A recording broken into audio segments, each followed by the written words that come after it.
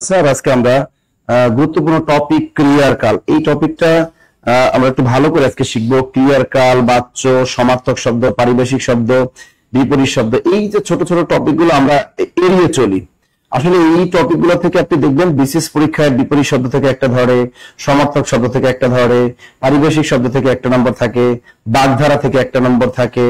এই জিনিসগুলো কিন্তু আমরা পড়ি না। আসলে কিছু কিছু পার্ট আছে মুখস্থ বিদ্যা পাঠ, তবে এই মুখস্থ বিদ্যা পার্ট গুলো যে আমাদের পড়তে হবে এটা আমরা অনেকে ভুলে যাই। কারণ আমরা ব্যাকরণে আমরা শুধু সমাস, কারক, প্রত্যয় এই জিনিসগুলো নিয়ে আমরা নাড়াচাড়া করি। বাট এই যে ছোট ছোট টপিক আছে যেখান থেকে বিশেষ পরীক্ষায় প্রশ্ন আসবেই, এটা আমরা কিন্তু ভুলে যাই। এবং প্রাইমারি পরীক্ষা বলেন, নিবন্ধন পরীক্ষা বলেন, 10 থেকে 20তম গ্রেড প্রত্যেকটা চাকরি পরীক্ষায়, প্রত্যেকটা চাকরি পরীক্ষায় কিন্তু এইগুলো থেকে প্রশ্ন আসে। ক্লিয়ার? পড়ে থাকবে। সুতরাং এই প্রশ্নগুলো কি করতে হবে, আপনাকে সুন্দর মতো পড়তে হবে।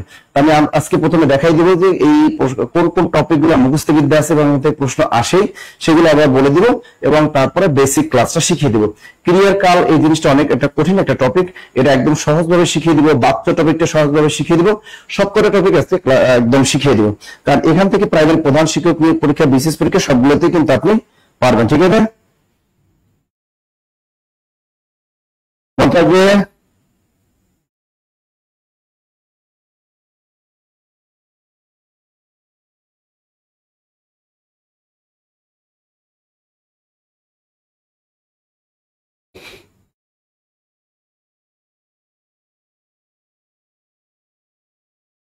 আচ্ছা, যাই হোক, আমরা এখন সুন্দর মতো আমরা একটু ক্লাসটা করব। তাহলে আপনারা কি কোন জায়গা থেকে একটু লাইভ ক্লাসটা দেখছেন একটু কমেন্টের মাধ্যমে একটু জানিয়ে দেন। আর একটু সময় খাতা কলম কিন্তু নিতে হবে, খাতা কলম না নিলে কিন্তু হবে না। কারণ এই টপিকটা আমরা কখনোই আমরা এটা উন্মুক্ত করি না বা পড়াই না, এবং অনেক কোচিং আছে যে এই জিনিসটা পড়ানো হয় না। তো এই জিনিসটা আমরা এখন কি করব, একটু শিখবো। আচ্ছা, ভালো করে খাতা কলম নেন, সবাই খাতা কলম, যেহেতু আমাদের পড়াশোনার সামনে, এই পড়াশোনাগুলো কাজে লাগে। কিন্তু আমাদের এই পড়াশোনাগুলো অনেক কাজে লাগে, কারণ আমরা অনেক সময় এই জিনিসগুলো পড়ি না, টপিকগুলো, কিন্তু এগুলো অনেক কাজে লাগবে। ক্রিয়ার কাল, ঠিক আছে? সবাই একটু লেখা শুরু করেন, ক্রিয়ার কাল। তার এখন ক্লাসে লিঙ্ক পাইলাম, ক্লাস তো শুরুই করলাম এখন, তা লিঙ্ক তো এখনই পাবেন, লিঙ্ক তো আর অনেক পরে পাবেন না। ঠিক আছে? ওকে, তো দেখেন টপিকটা আমরা লিখলাম ক্রিয়ার কাল। এই জিনিসটাকে ইংরেজিতে বলে টেন্স। কি বলে? টেন্স বলে। তো এখান থেকে দেখেন একটা নম্বর কিন্তু থাকে। এই টপিকটা থেকে বিশেষ পরীক্ষায় আসে না। আবার বলে দিচ্ছি, এই টপিকটা কাদের জন্য? এই ক্রিয়ার কাল এই টপিকটা বিশেষ পরীক্ষার্থীদের জন্য না। এই টপিকটা প্রাইমারি প্রধান শিক্ষক আর প্রাইমারি সহকারী শিক্ষক এবং 10 থেকে 20তম গ্রেড যারা আছে তাদের জন্য। তো এই টপিকটা আমি লিখে দিচ্ছি, এই টপিকটা নট বিসিএস, এটা নট বিসিএস। শুধু টপিকটা কাদের জন্য? এটা, এই টপিকটা কাদের জন্য? এই টপিকটা শুধুই হলো আমাদের প্রাইমারি প্রধান শিক্ষক। কাদের জন্য? এটা হলো প্রাইমারি প্রধান শিক্ষক, প্রাইমারি প্রধান শিক্ষক।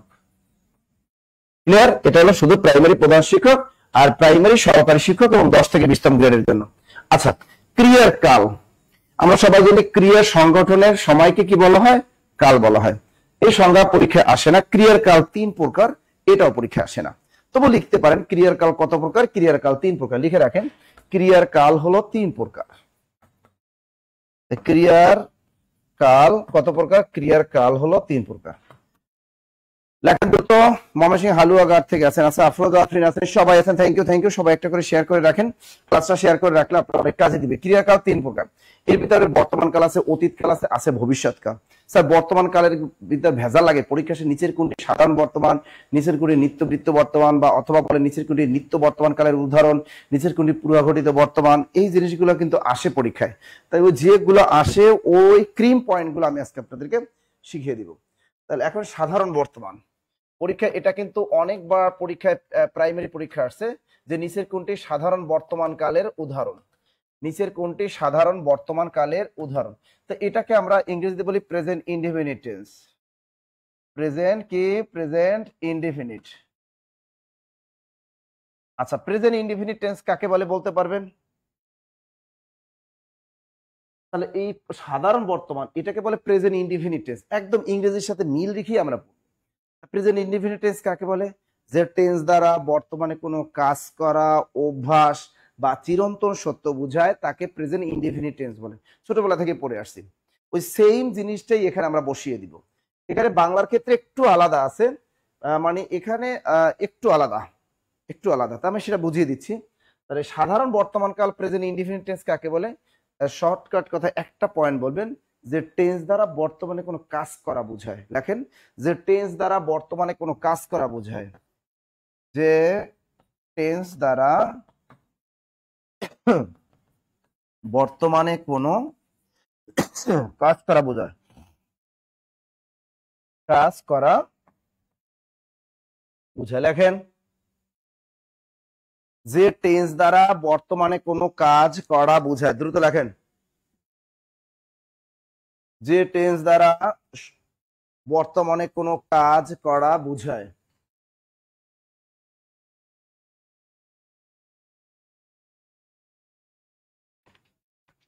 যে টেন্স দ্বারা বর্তমানে কোনো কাজ করা বোঝায়। ওকে, তারপর কি লিখলাম? যে টেন্স দ্বারা বর্তমানে কোনো কাজ। আজকে এই একটা ক্লাস আছে, কত নম্বর পাবে জানেন? 6 নম্বর প্রাইমারি পরীক্ষা বর্ধ। আজকে এক ক্লাসে 6 নম্বর থাকবে। টপিকগুলো দেখবেন, এই টপিকগুলো আপনারা পড়েন না, এই যে এই কারণে এই টপিকগুলো আমি শুরু করতেছি, কারণ এই 6 নম্বর আজকে ক্লাসের এই 6 নম্বর কিন্তু আপনারা পড়েন না, যাতে আপনারা ইজিলি অর্জন করতে পারেন সেই নিনজা টেকনিক। তা যে টেন্স দ্বারা বর্তমানে কোনো কাজ করা বোঝায় তাকে সাধারণ বর্তমান কাল বলে অথবা প্রেজেন্ট ইনডিফিনিট টেন্স বলে। এতটুকু সংজ্ঞায় লিখবেন বাংলার ক্ষেত্রে। এখন দেখেন উদাহরণ, যেমন স্যার দুই একটা উদাহরণ দেন। যেমন এর আগে প্রাইমারি পরীক্ষাটি ছিল বাঙালিরা ভাত খায়। বাঙালিরা কি করে? তারা ভাত খায়। এখন পরীক্ষায় আসতে পারলে গরু ঘাস খায়, কি আসলে? গরু ঘাস খায়, বাঙালিরা ভাত খায়, তাই না? সে পড়ে, সে ঘুমায়, সে হাঁটে। এই যে দেখো, সে বই পড়ে, সে কি করে? সে বই পড়ে, সে কলেজে যায়, সে বাজারে যায়, সে ঘুমায়, সে মাছ ধরে, সে মাছ ধরে। এগুলো সব বর্তমানে কোনো কাজ করা বোঝায়। কি? সে মাছ ধরে, সে বল খেলে, সে বল খেলে, সে হাডুডু খেলে, সে ঘুমায়, সে পড়াশোনা করে, সে সিনেমা দেখে। এগুলো সবই কি? সাধারণ বর্তমান। এগুলোকে সবই বলে সাধারণ বর্তমান। দ্রুত লেখেন, এগুলো সবই বলেন সাধারণ বর্তমান। এগুলো কিন্তু পরীক্ষায় আসে। লিখছেন? তাহলে গরু ঘাস খায়, লেখেন গরু ঘাস খায়। গরু কি করে? গয়কার গরস করু, গরু, গরু ঘাস খায়, খা অন্তিস্তিয়া খায়। তাহলে এগুলোকে বলে সাধারণ বর্তমান। এইটা পরীক্ষায় কিন্তু আসে, স্টার দিয়ে রাখেন, 3 স্টার দিয়ে রাখেন। পরীক্ষা বলবে যে নিচের কোনটি সাধারণ বর্তমান কালের উদাহরণ, যা আমরা দেখবো যে টেন্স দ্বারা বর্তমানে কোনো একটা কাজ করা বুঝাবে, ওইটাই কি? সাধারণত আমি ভাত খাই, সে ভাত খায়, সে ঘুমায়। ঠিক আছে, এই জিনিসগুলো ঠিক আছে। Clear clear clear clear. সে হাল চাষ করে। ক্লিয়ার? এটা বুঝছেন?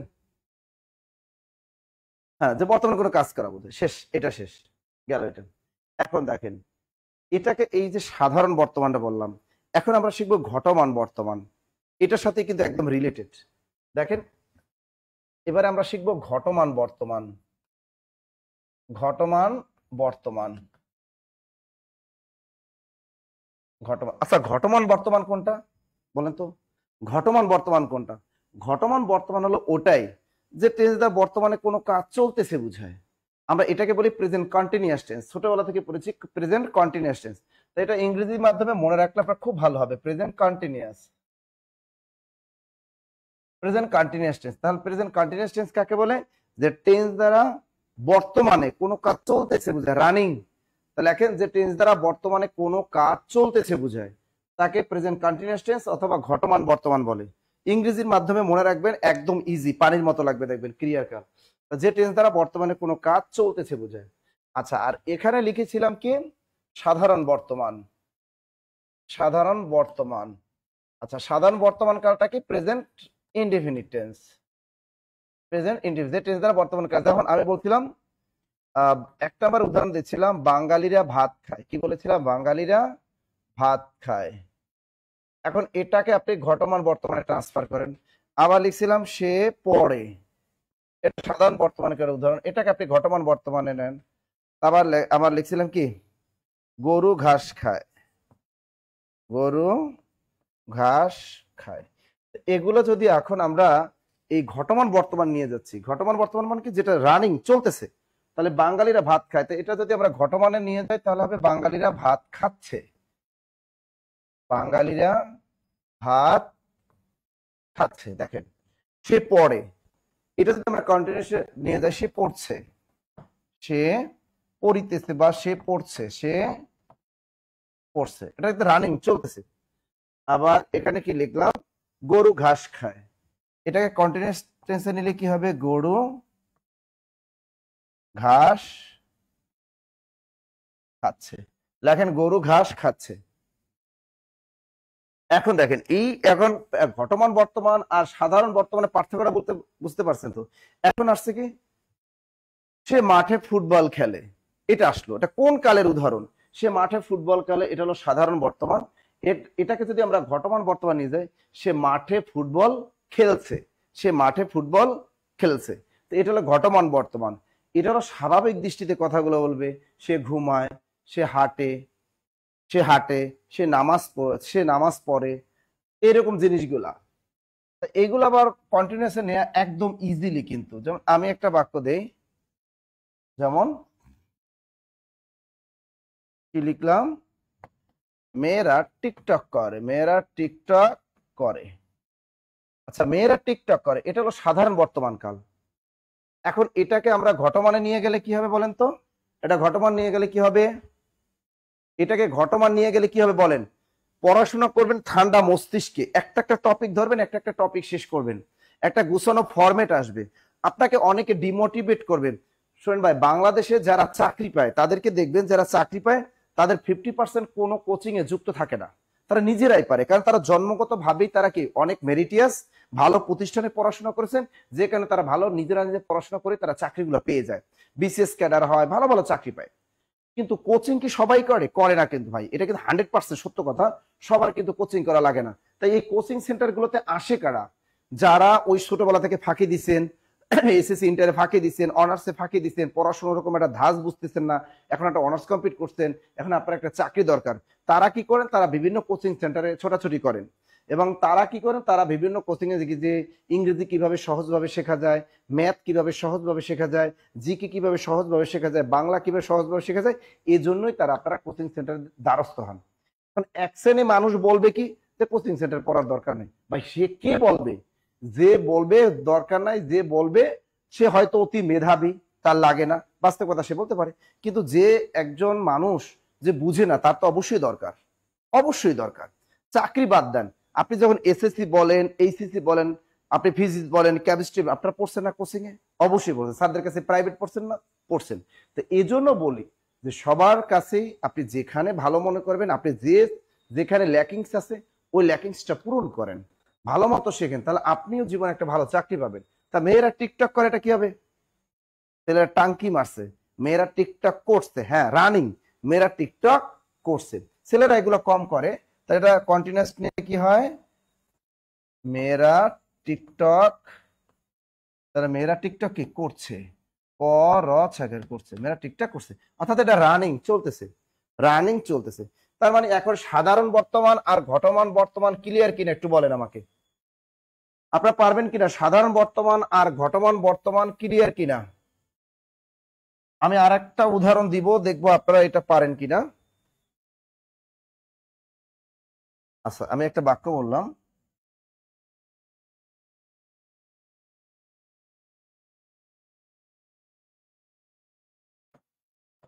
মেয়েটি দুষ্টামি করে, মেয়েটি দুষ্টামি করে, এটি কোন কালের উদাহরণ বলেন, মেয়েটি দুষ্টামি করে, এটা কি সাধারণ বর্তমান নাকি ঘটমান বর্তমান বলেন তো। ওরে বাবারে, সুন্দরী মেয়েদের টিকটক করলে ভাল লাগে, বাহ বাবা, কত সুন্দর, বাহ। আচ্ছা, এটা কোন কোন এই যে মেয়েটি দুষ্টামি করে বলেন তো, এটা কি সাধারণ বর্তমান নাকি ঘটমান বর্তমান, কোন কালে ক্রিয়ার উদাহরণ একটু বলেন তো। এটা কি সাধারণ বর্তমান নাকি ঘটমান বর্তমান বলেন তো, এটা কি, যে মেয়েটি দুষ্টামি করে, এটা কি হবে বলেন তো, মেয়েটি দুষ্টামি করে, ইজিলি বুঝে গেছেন যে স্যার এটা সাধারণ বর্তমান, এটা কি পারছেন, thank you thank you thank you, এরকম বানিয়ে দিবে আপনাকে। তবে মেয়েটি দুষ্টামি, এটা হলো সাধারণ বর্তমান। আর এটাকে ঘটমান বর্তমানে যদি ট্রান্সফার করেন তাহলে কি হবে, মেয়েটি দুষ্টামি করতেছে, অথবা মেয়েটি দুষ্টামি করছে, অথবা মেয়েটি দুষ্টামি করতেছে। ক্লিয়ার, দুইটা শেষ। এবার দেখি, এবার আমরা পুরগঠিত বর্তমান, যেটা থেকে পরীক্ষা সবচেয়ে বেশি আসে। এবার লেখেন পুরাগঠিত পুরাগঠিত বর্তমান, লেখেন পুরাগঠিত বর্তমান। আচ্ছা, পুরাগঠিত বর্তমান এটার ইংরেজিতে কি বলেন? Present perfect tense. Present perfect tense. আচ্ছা, পুরাগঠিত বর্তমান যেটাকে ইংরেজিতে বলে প্রেজেন্ট পারফেক্ট টেন্স। এখন আপনাকে জানতে হবে যে প্রেজেন্ট পারফেক্ট টেন্স কাকে বলে। বলেন তো, প্রেজেন্ট পারফেক্ট টেন্স কাকে বলে? ছোটবেলা আমরা কিন্তু এই সংজ্ঞাটা পড়েছি এভাবে, যে টেন্স দ্বারা কোনো কাজ এই মাত্র শেষ হয়েছে কিন্তু তার ফলাফল এখনো আছে। তার এই সংজ্ঞাটাই লেখেন, কাজ হয়েছে কিন্তু ফলাফল আছে। কি লিখবে শর্টকাট? কাজ হয়েছে কিন্তু প্রমাণ আছে। কাজ হয়েছে কিন্তু প্রমাণ আছে। তাহলে লেখেন কাজ হয়েছে কিন্তু প্রমাণ আছে। লেখেন কাজ হয়েছে কিন্তু প্রমাণ আছে। দেখেন না, অনেকে ব্রেকআপ করে, অনেকে কিন্তু কি করে ব্রেকআপ করে। তো ব্রেকআপ করার পর কয়, শোনো তোমার সাথে আমার রিলেশন ছিল, তোমার সাথে অনেক ডকুমেন্টস আমার কাছে আছে, তোমার ডকুমেন্টস। কয় নো, দেখবা এই যে দেখো মোবাইলে আমি সবকিছু স্ক্রিনশট রেখে দিয়েছি, আমি ভিডিও করেও রেখে দিয়েছি। তার মানে কি? কাজ হয়েছে, ফলাফল আছে। কাজ হয়েছে, ফলাফল আছে বা প্রমাণ আছে। দেখো কাজ হয়েছে কিন্তু প্রমাণ আছে। তো এটা পুরাগঠিত বর্তমান চেনার সহজ উপায় কি? কাজ হয়েছে কিন্তু প্রমাণ আছে, তাই না? তা এরকম কাজ হয়েছে কিন্তু ফলাফল আছে, কিন্তু ফলাফল আছে, এটাকে বলে পুরাগঠিত বর্তমান। দ্রুত লেখেন, দ্রুত লেখেন, কাজ হয়েছে কিন্তু ফলাফল এখনো আছে, এটাকে কি বলে? এটাকে বলে পুরাগঠিত বর্তমান। দ্রুত লেখেন, কাজ হয়েছে কিন্তু প্রমাণ আছে, তাই না? এই জন্য ব্রেকআপ করা যাবে না, ব্রেকআপ করা যাবে না, ব্রেকআপ করা যাবে যাবে না। তাহলে ওটা পুরাগঠিত বর্তমান। বলবে যে ইসরে তুমি আমার ছেড়ে আরেকজনকে বিয়ে করবা, দাঁড়াও তোমার প্রমাণ কিন্তু আছে, আমার কাছে সব পুরাগঠিত বর্তমান। তুমি কি বলবা? আমার কাছে সবই পুরাগঠিত বর্তমান। তাহলে একটা উদাহরণ দেন বলেন তো। যেমন আমি অঙ্কটি করেছি, কি বললাম? আমি, এটাও কিন্তু প্রাইমারি পরীক্ষায় এসেছে। আমি অঙ্কটি করেছি, আমি অঙ্কটি করেছি, একটা বাক্য নিলাম। আরেকটা উদাহরণ দাও, এবার আমি পরীক্ষায় উত্তীর্ণ হয়েছি। এবার আমি, এবার আমি পরীক্ষায়, এবার আমি পরীক্ষায় উত্তীর্ণ হয়েছি। এবার আমি পরীক্ষায় উত্তীর্ণ হয়েছি। বাক্য দুটো একটু খেয়াল করেন। দেখেন এখানে কি বলছে? আমি অঙ্কটি করেছি। আচ্ছা, এই কথাটা যখন বলছেন রেশ আছে না? হয়তো এই অঙ্কটা আপনি কিছুক্ষণ আগে করছেন, হয়তো 2 মিনিট 3 মিনিট 4 মিনিট আগে করছেন অঙ্কটা, কিন্তু অঙ্কটা ফলাফল এখনো কিন্তু আছে। এখনো কিন্তু কি আছে? কিন্তু আছে না? হ্যাঁ আছে কিন্তু এখন। যে আমি অঙ্কটি করতে, তুমি এসে বললাম স্যার আমি অঙ্কটি করেছি, হ্যাঁ ভেরি গুড। আবার তুমি এসে স্যার এবার আমি পরীক্ষায় পুরস্কার পেয়েছি, কি বললা? এবার আমি পরীক্ষায় পুরস্কার পেয়েছি। আচ্ছা, এবার আমি পরীক্ষায় যে পুরস্কারটা পেয়েছি বা এবার আমি পরীক্ষায় A+ পেয়েছি, হয়তো পরীক্ষাটা আপনার 1 মাস আগে হইলো বা 10 দিন 5 দিন 15 দিন, কিন্তু ফলাফল কিন্তু এখনো আছে। এটাকে বলে পুরোগঠিত বর্তমান। যেমন আমি অঙ্কটি করেছি বা আমি পরীক্ষায় উত্তীর্ণ হয়েছি। আমি পরীক্ষায় উত্তীর্ণ হয়েছি কি কি মানে রেজাল্ট হয়তো গতকাল দিছে বা 3 দিন 4 দিন 5 দিন 10 দিন 15 দিন আগে দিয়েছে, কিন্তু তার ফলাফল এখনো আছে। এটাকে বলা হয় পুরোগঠিত বর্তমান, অর্থাৎ কাজ হয়েছে কিন্তু ফলাফল আছে। আচ্ছা, ক্লিয়ার ক্লিয়ার ক্লিয়ার ক্লিয়ার বলেন, এটা ক্লিয়ার কিনা? এটা ক্লিয়ার কিনা? আর একটা চাকরি পরীক্ষা আসছে, বুকের রক্তে লিখেছি একটি নাম বাংলাদেশ। লেখেন বুকের রক্তে লিখেছি একটি নাম বাংলাদেশ। লেখেন বুকের রক্তে, বুকের রক্তে লিখেছি, বুকের রক্তে লিখেছি একটি নাম, বুকের রক্তে লিখেছি একটি নাম বাংলাদেশ।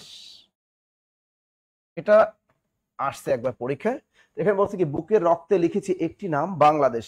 যতদিন পৃথিবীর বুকে এই বাংলাদেশ টিকে থাকবে ততদিন এই বাক্যটা কিন্তু পুরোগঠিত বর্তমানকালই হবে। প্রত্যেকটা প্রজন্মের মাঝে এই বাক্যটা পুরোগঠিত বর্তমান হবে, যে বুকের রক্তে লিখেছি একটি নাম বাংলাদেশ।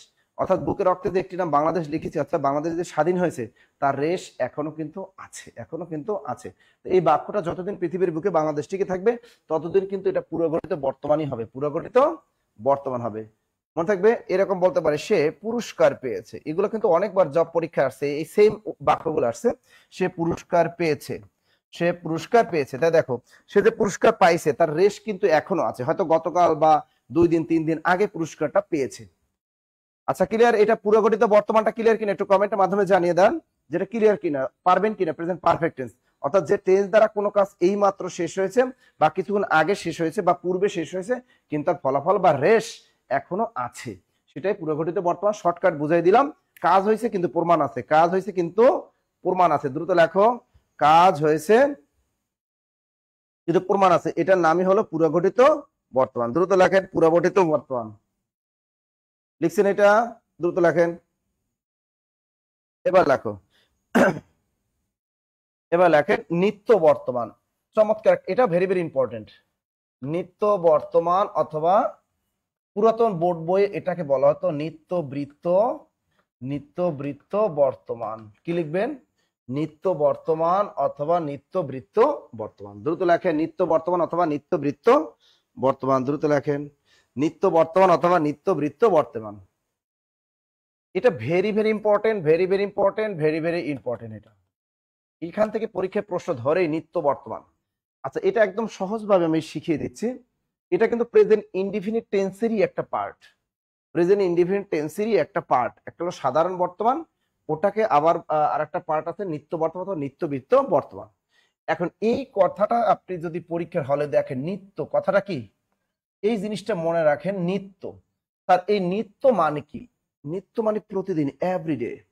যে কাজটা আপনার এভরিডে ঘটবে ওটাকে বলা হয় নিত্য, ওটাকে বলা হয় নিত্য বা প্রতিদিন।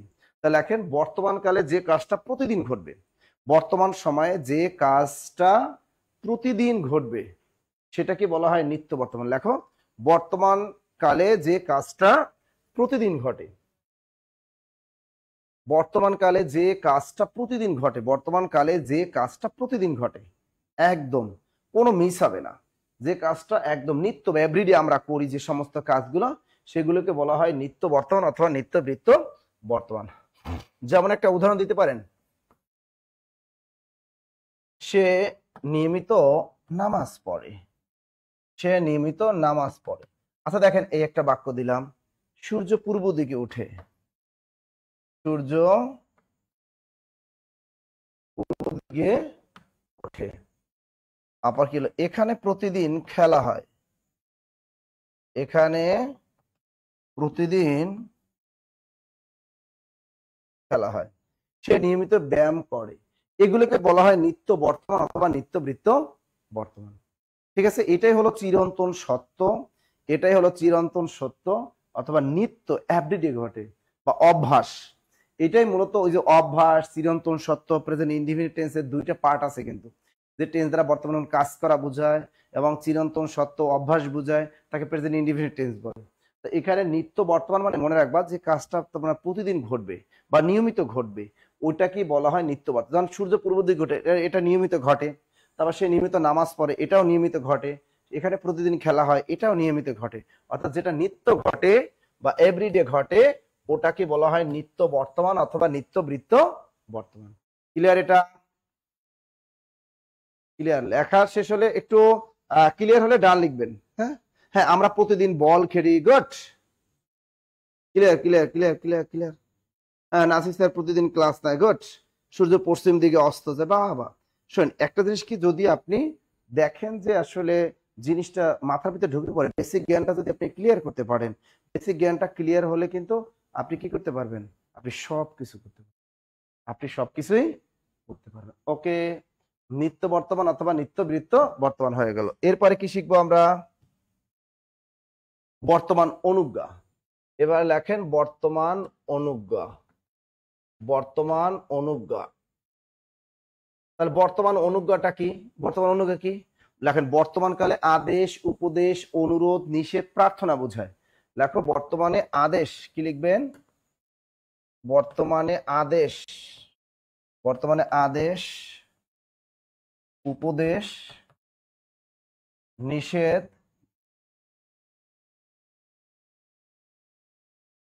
প্রার্থনা বোঝায়। দেখেন বর্তমানে আদেশ, উপদেশ, অনুরোধ,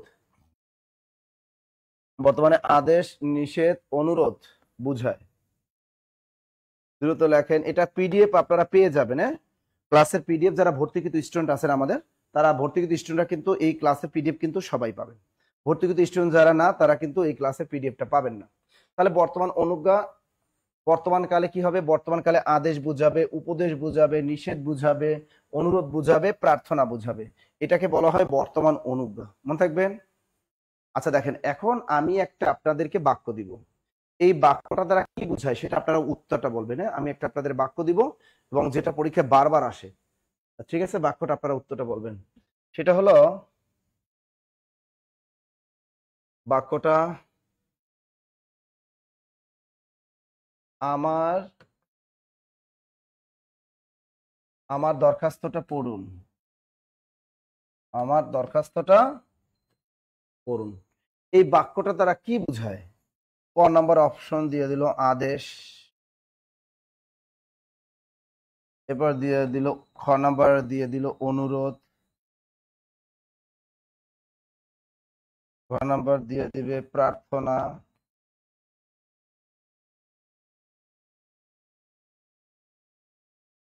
গ নাম্বার দিয়ে দিল উপদেশ। এটা উত্তরটা করেন, আমার দরখাস্তটা পড়ুন। কে পারেন দেখি তো? আমার দরখাস্তটা পড়ুন, এই বাক্যটা দ্বারা কি বুঝাচ্ছে? আদেশ, অনুরোধ, প্রার্থনা নাকি উপদেশ? দেখি কে পারেন। এই উত্তরটা যে পারবেন সে প্রকৃত প্রেমিক পুরুষ একেবারে। মানে এই ধরনের প্রশ্ন আপনারা প্রচুর পরিমাণে চাকরি পরীক্ষায় ফেলে দিয়ে চলে আসেন। এই জন্য বললাম ছোট্ট টপিক গুলো আপনাদের পড়া হয় না। এই জন্য আজকে যে টপিক গুলো আমি পড়াচ্ছি, এই টপিক গুলো আপনারা পড়েন না, ভুলেও পড়েন না। তা আপনি জানেন এগুলো পারেন, আসলে এগুলোই পারেন না। এটা কি বোঝাচ্ছে? ইয়াসমিন শাবনাজ তিনি বলছেন 100% প্রার্থনা। জান্নাতুল ফেরদৌস তিনি বলছেন স্যার এটা অনুরোধ বুঝাবে। নিস্তব্ধ হিয়া জান্নাত তিনি বলছেন প্রার্থনা। রাবেয়া চৌধুরী অনুরোধ বুঝাচ্ছে। নূরজাহান প্রিয়া তিনি বলেছেন অনুরোধ। অনুরোধ। আচ্ছা দেখেন, আপনারা একটা জিনিস মাথায় রাখেন, যখন কোনো স্কুল বা কলেজে বা ভার্সিটিতে যখন কোনো স্যারের কাছে আমরা একটা দরখাস্ত লিখি, আমরা কি লিখি? বিনীত অনুরোধ এই যে আপনার ছুটি লাগবে বা কোনো টাকা পয়সা কমাতে হবে, ফি কমাতে হবে কোনো স্কুল কলেজের, সেখানে আপনি কি দরখাস্ত লেখেন যে বিনীত অনুরোধ এই যে, এই কথাটা লেখেন, নাকি বিনীত প্রার্থনা এই যে এটা লেখেন? কোনটা লেখেন আমাকে একটু বলেন তো। আপনি দরখাস্ত লেখার সময় কি লেখেন? বিনীত নিবেদন এই যে, নাকি লেখেন যে বিনীত প্রার্থনা এই যে? কোনটা লেখেন এটা একটু আমাকে বলেন, তাহলে এটা ক্লিয়ার হয়ে যাবে আপনাদের। আর জীবনে এটা ভুল করবেন না, আপনি জীবনে আর ভুল করবেন না। বলেন, আপনি যখন কারো কাছে কোনো দরখাস্ত লেখেন সেক্ষেত্রে আপনি কি লেখেন? বিনীত প্রার্থনা এই যে, না লেখেন বিনীত অনুরোধ এই যে? কোনটা লেখেন?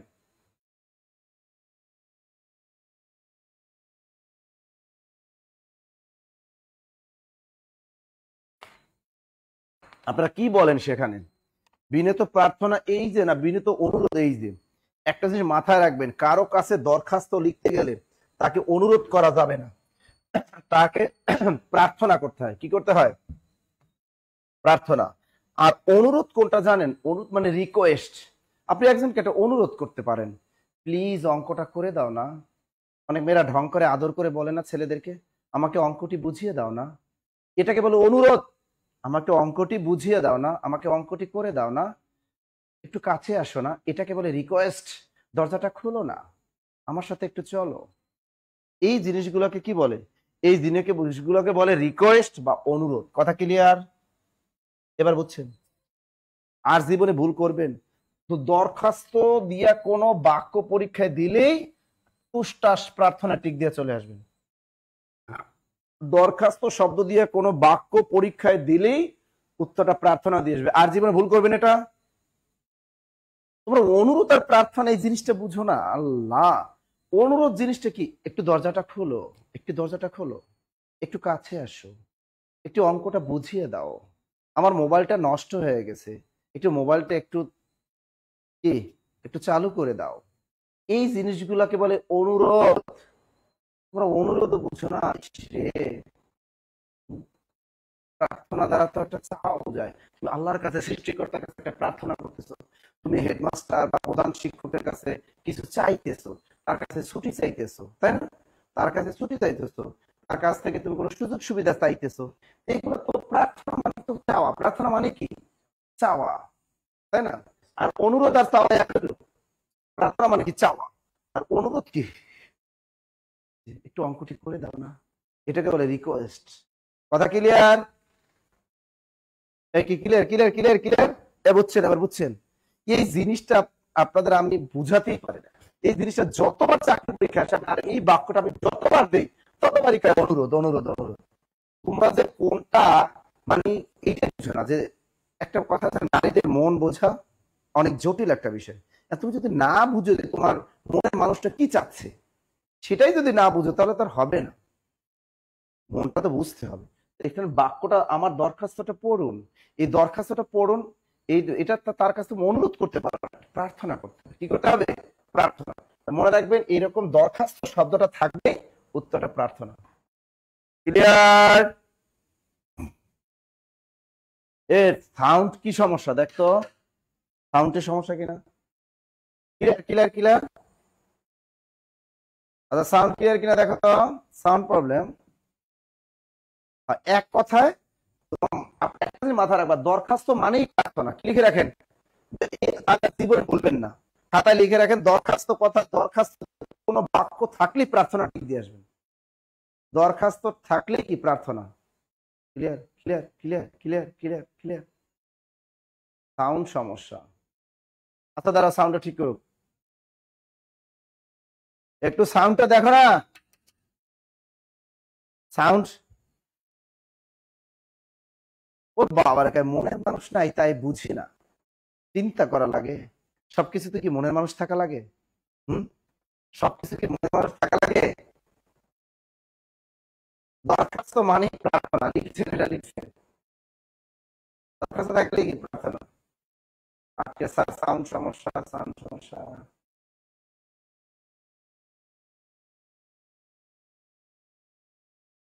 স্টুডেন্ট শিক্ষকের কাছে একটা অঙ্কটি করে দাও না, এটা কি প্রার্থনা হয়? অনুরোধ। একজনের কাছে তুমি অঙ্ক করতে চাবা, শিক্ষকের কাছে হোক আর গার্লফ্রেন্ডের কাছে আর বয়ফ্রেন্ডের কাছে, ওটা প্রার্থনা না, ওটা অনুরোধ। ওটা কি অনুরোধ? তুমি অনুরোধ না করলে সে করবে না। ক্লিয়ার? ওটা এক কথায় তোমার পরীক্ষা যাতে ভুলটা না হয় এই জন্য প্রার্থনা কথাটা দরখাস্তের ক্ষেত্রেই আসবে, দরখাস্তের ক্ষেত্রেই আসবে। ওকে? সাউন্ড সমস্যা, এখনো সাউন্ড সমস্যা। জুবার ভাই একটু দেখেন না সাউন্ডটা কি হলো।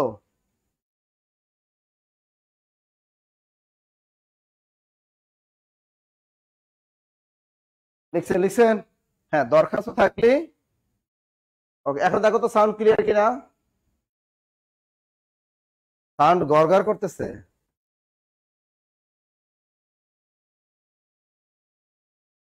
জুবার ভাই একটু ঠিক করেন না সাউন্ডটা।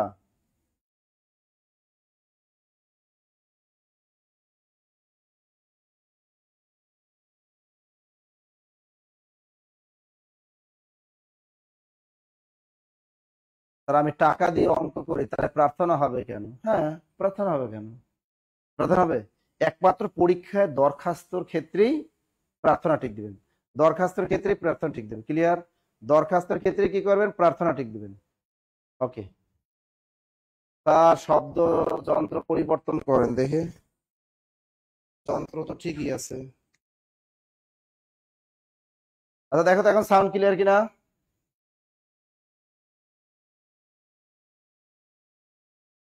আচ্ছা মনে হয় স্যারের ঠান্ডা লাগছে। আচ্ছা সাউন্ড ক্লিয়ার, সাউন্ড ঠিক আছে ঠিক আছে ঠিক আছে।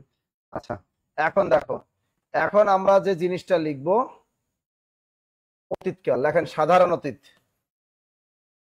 লেখেন সাধারণ অতীত, লেখেন সাধারণ অতীত। এটাকে ইংরেজিতে বলে পাস্ট ইনডিফিনিট, পাস্ট ইনডিফিনিট। লেখেন পাস্ট ইনডিফিনিট, সাধারণ অতীত মানে পাস্ট ইনডিফিনিট। দ্রুত লেখেন সাধারণ অতীত, এটাকে বলে পাস্ট ইনডিফিনিট টেন্স। কি বলে? Past indefinite tense. আচ্ছা আচ্ছা পাস্ট ইনডিফিনিট টেন্স কাকে বলে বলেন তো? কাজ হয়েছে কিন্তু প্রমাণ নাই, এবার ব্রেকআপ। কাজ হয়েছে কিন্তু কি নাই? কোনো প্রমাণ নাই। ঠিক আছে, এটাকে কি বলে? Past indefinite. লেখেন কাজ হয়েছে কিন্তু প্রমাণ নাই। দ্রুত লেখেন কাজ হয়েছে কিন্তু প্রমাণ নেই, এটাকে বলে সাধারণ অতীত মানে পাস্ট ইনডিফিনিট টেন্স। অর্থাৎ যে টেন্স দ্বারা কোনো কাজ হয়েছে কিন্তু তার কোনো ফলাফল এখন আর নেই, সেটাকে বলে সাধারণ অতীত। তার মানে কাজ হয়েছে কিন্তু ফলাফল নেই। দ্রুত লেখেন কাজ হয়েছে কিন্তু ফলাফল নেই। দ্রুত লেখেন, কাজ হয়েছে কিন্তু প্রমাণ নেই। দ্রুত লেখেন, কাজ হয়েছে কিন্তু প্রমাণ নেই। দ্রুত লেখেন, কাজ হয়েছে কিন্তু প্রমাণ নেই। এবার ব্রেকআপ করা যাবে। কাজ হয়েছে কিন্তু প্রমাণ নেই। বয়া কি আরেকটা দিয়ে দিচ্ছে? কাজ হয়েছে কিন্তু প্রমাণ নেই। দ্রুত লেখেন। তার মানে এবার ব্রেকআপ। এবার কি করা যাবে? ব্রেকআপ করতে পারবেন। ঠিক আছে, কি করতে পারবেন? ব্রেকআপ করতে পারবেন। তো এটার একটা উদাহরণ কি দেখেন, পরীক্ষা বারবার আসে, এই একটা বাক্য আসে, প্রদীপ নিভে গেল।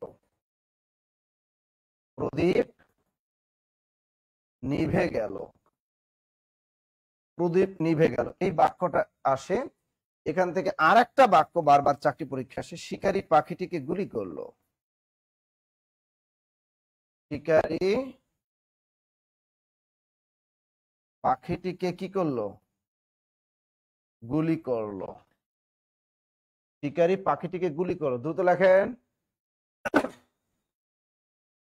এই দুইটা বাক্য বারবার আসে, বারবার আসে দুইটা বাক্য। তাহলে প্রথম বাক্যটা কি বলেছে? কাজ হয়েছে প্রমাণ নাই, কাজ হয়েছে প্রমাণ নাই, পাস্ট ইনডিফিনিট সাধারণ অতীত। Clear clear clear. একটা কি পুরোগঠিত এর সাথে মিল আছে কোনটা? পুরোগঠিত বর্তমান না? পুরোগঠিত বর্তমান কি ছিল? প্রেজেন্ট পারফেক্ট ছিল, যে কাজ হয়েছে কিন্তু কি প্রমাণ আছে। কাজ হয়েছে কিন্তু প্রমাণ আছে, ওটা ছিল পুরোগঠিত অথবা প্রেজেন্ট পারফেক্ট টেন্স। আর পাস্ট ইনডিফিনিট হলো কাজ হয়েছে কিন্তু প্রমাণ নাই, কাজ হয়েছে কিন্তু প্রমাণ নেই, কাজ হয়েছে কিন্তু প্রমাণ নেই। সাউন্ড কম, দ্রুত রাখেন। শিকারী পাখি, দেখো প্রদীপ নিভে গেল, এই জিনিসটা দেখতে মনে হয় কি আপনাদের? প্রেজেন্ট পারফেক্ট টেন্স মনে হয় না? যে প্রমাণ আছে, যে মানে প্রমাণ আছে এখনো, এটা কিন্তু কোনো প্রমাণ নাই। এই বাক্যটা ভুল হতে পারে। প্রদীপ নিভে গেল, এই যে লাইট গুলো জ্বলতেছে আমার মাথার উপরে, এই লাইট গুলো আপনি যদি একটা মানে টুস করে সুইচটা বন্ধ করার সাথে সাথে অন্ধকার হয়ে যাবে, কোনো প্রমাণ থাকবে না। প্রদীপ যদি একটু একটা নিভিয়ে ফেলেন, সাথে সাথে কি অন্ধকার হয়ে যাবে। এখানে কোনো রেস্ট 2 সেকেন্ড 3 সেকেন্ড 10 সেকেন্ডও থাকবে না, কোনো রেস্ট থাকবেই না।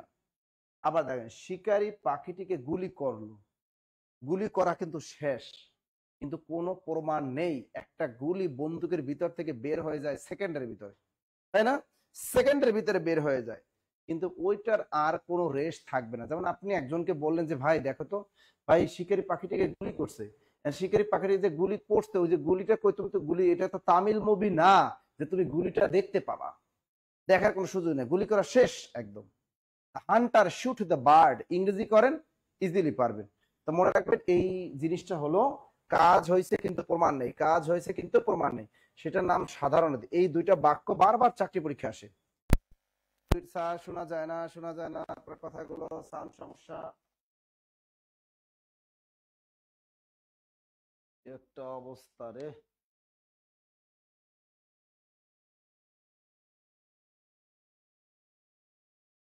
আচ্ছা এবার ক্লিয়ার?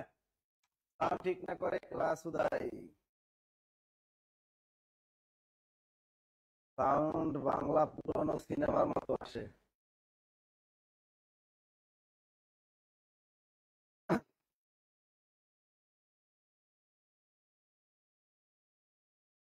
সাউন্ড ঠিক আছে, ঠিক হবে, ঠিক আছে, একটু ওয়েট করো, ঠিক হবে,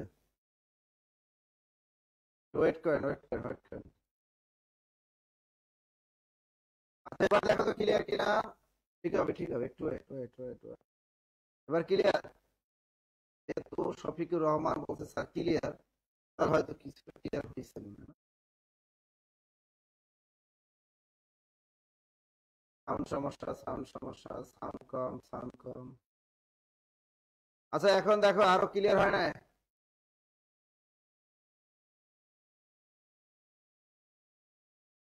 দ্রুত লেখেন। ক্লিয়ার না, এখনো ক্লিয়ার না? হায় হায়, ক্লিয়ার না। আচ্ছা দেখি আমরা কি হচ্ছে।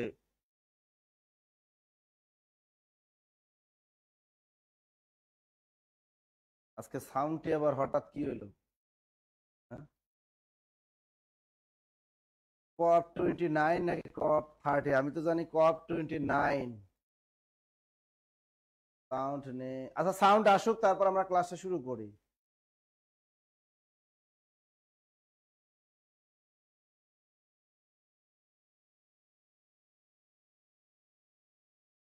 এখনো বেঁধে বেঁধে যাচ্ছে।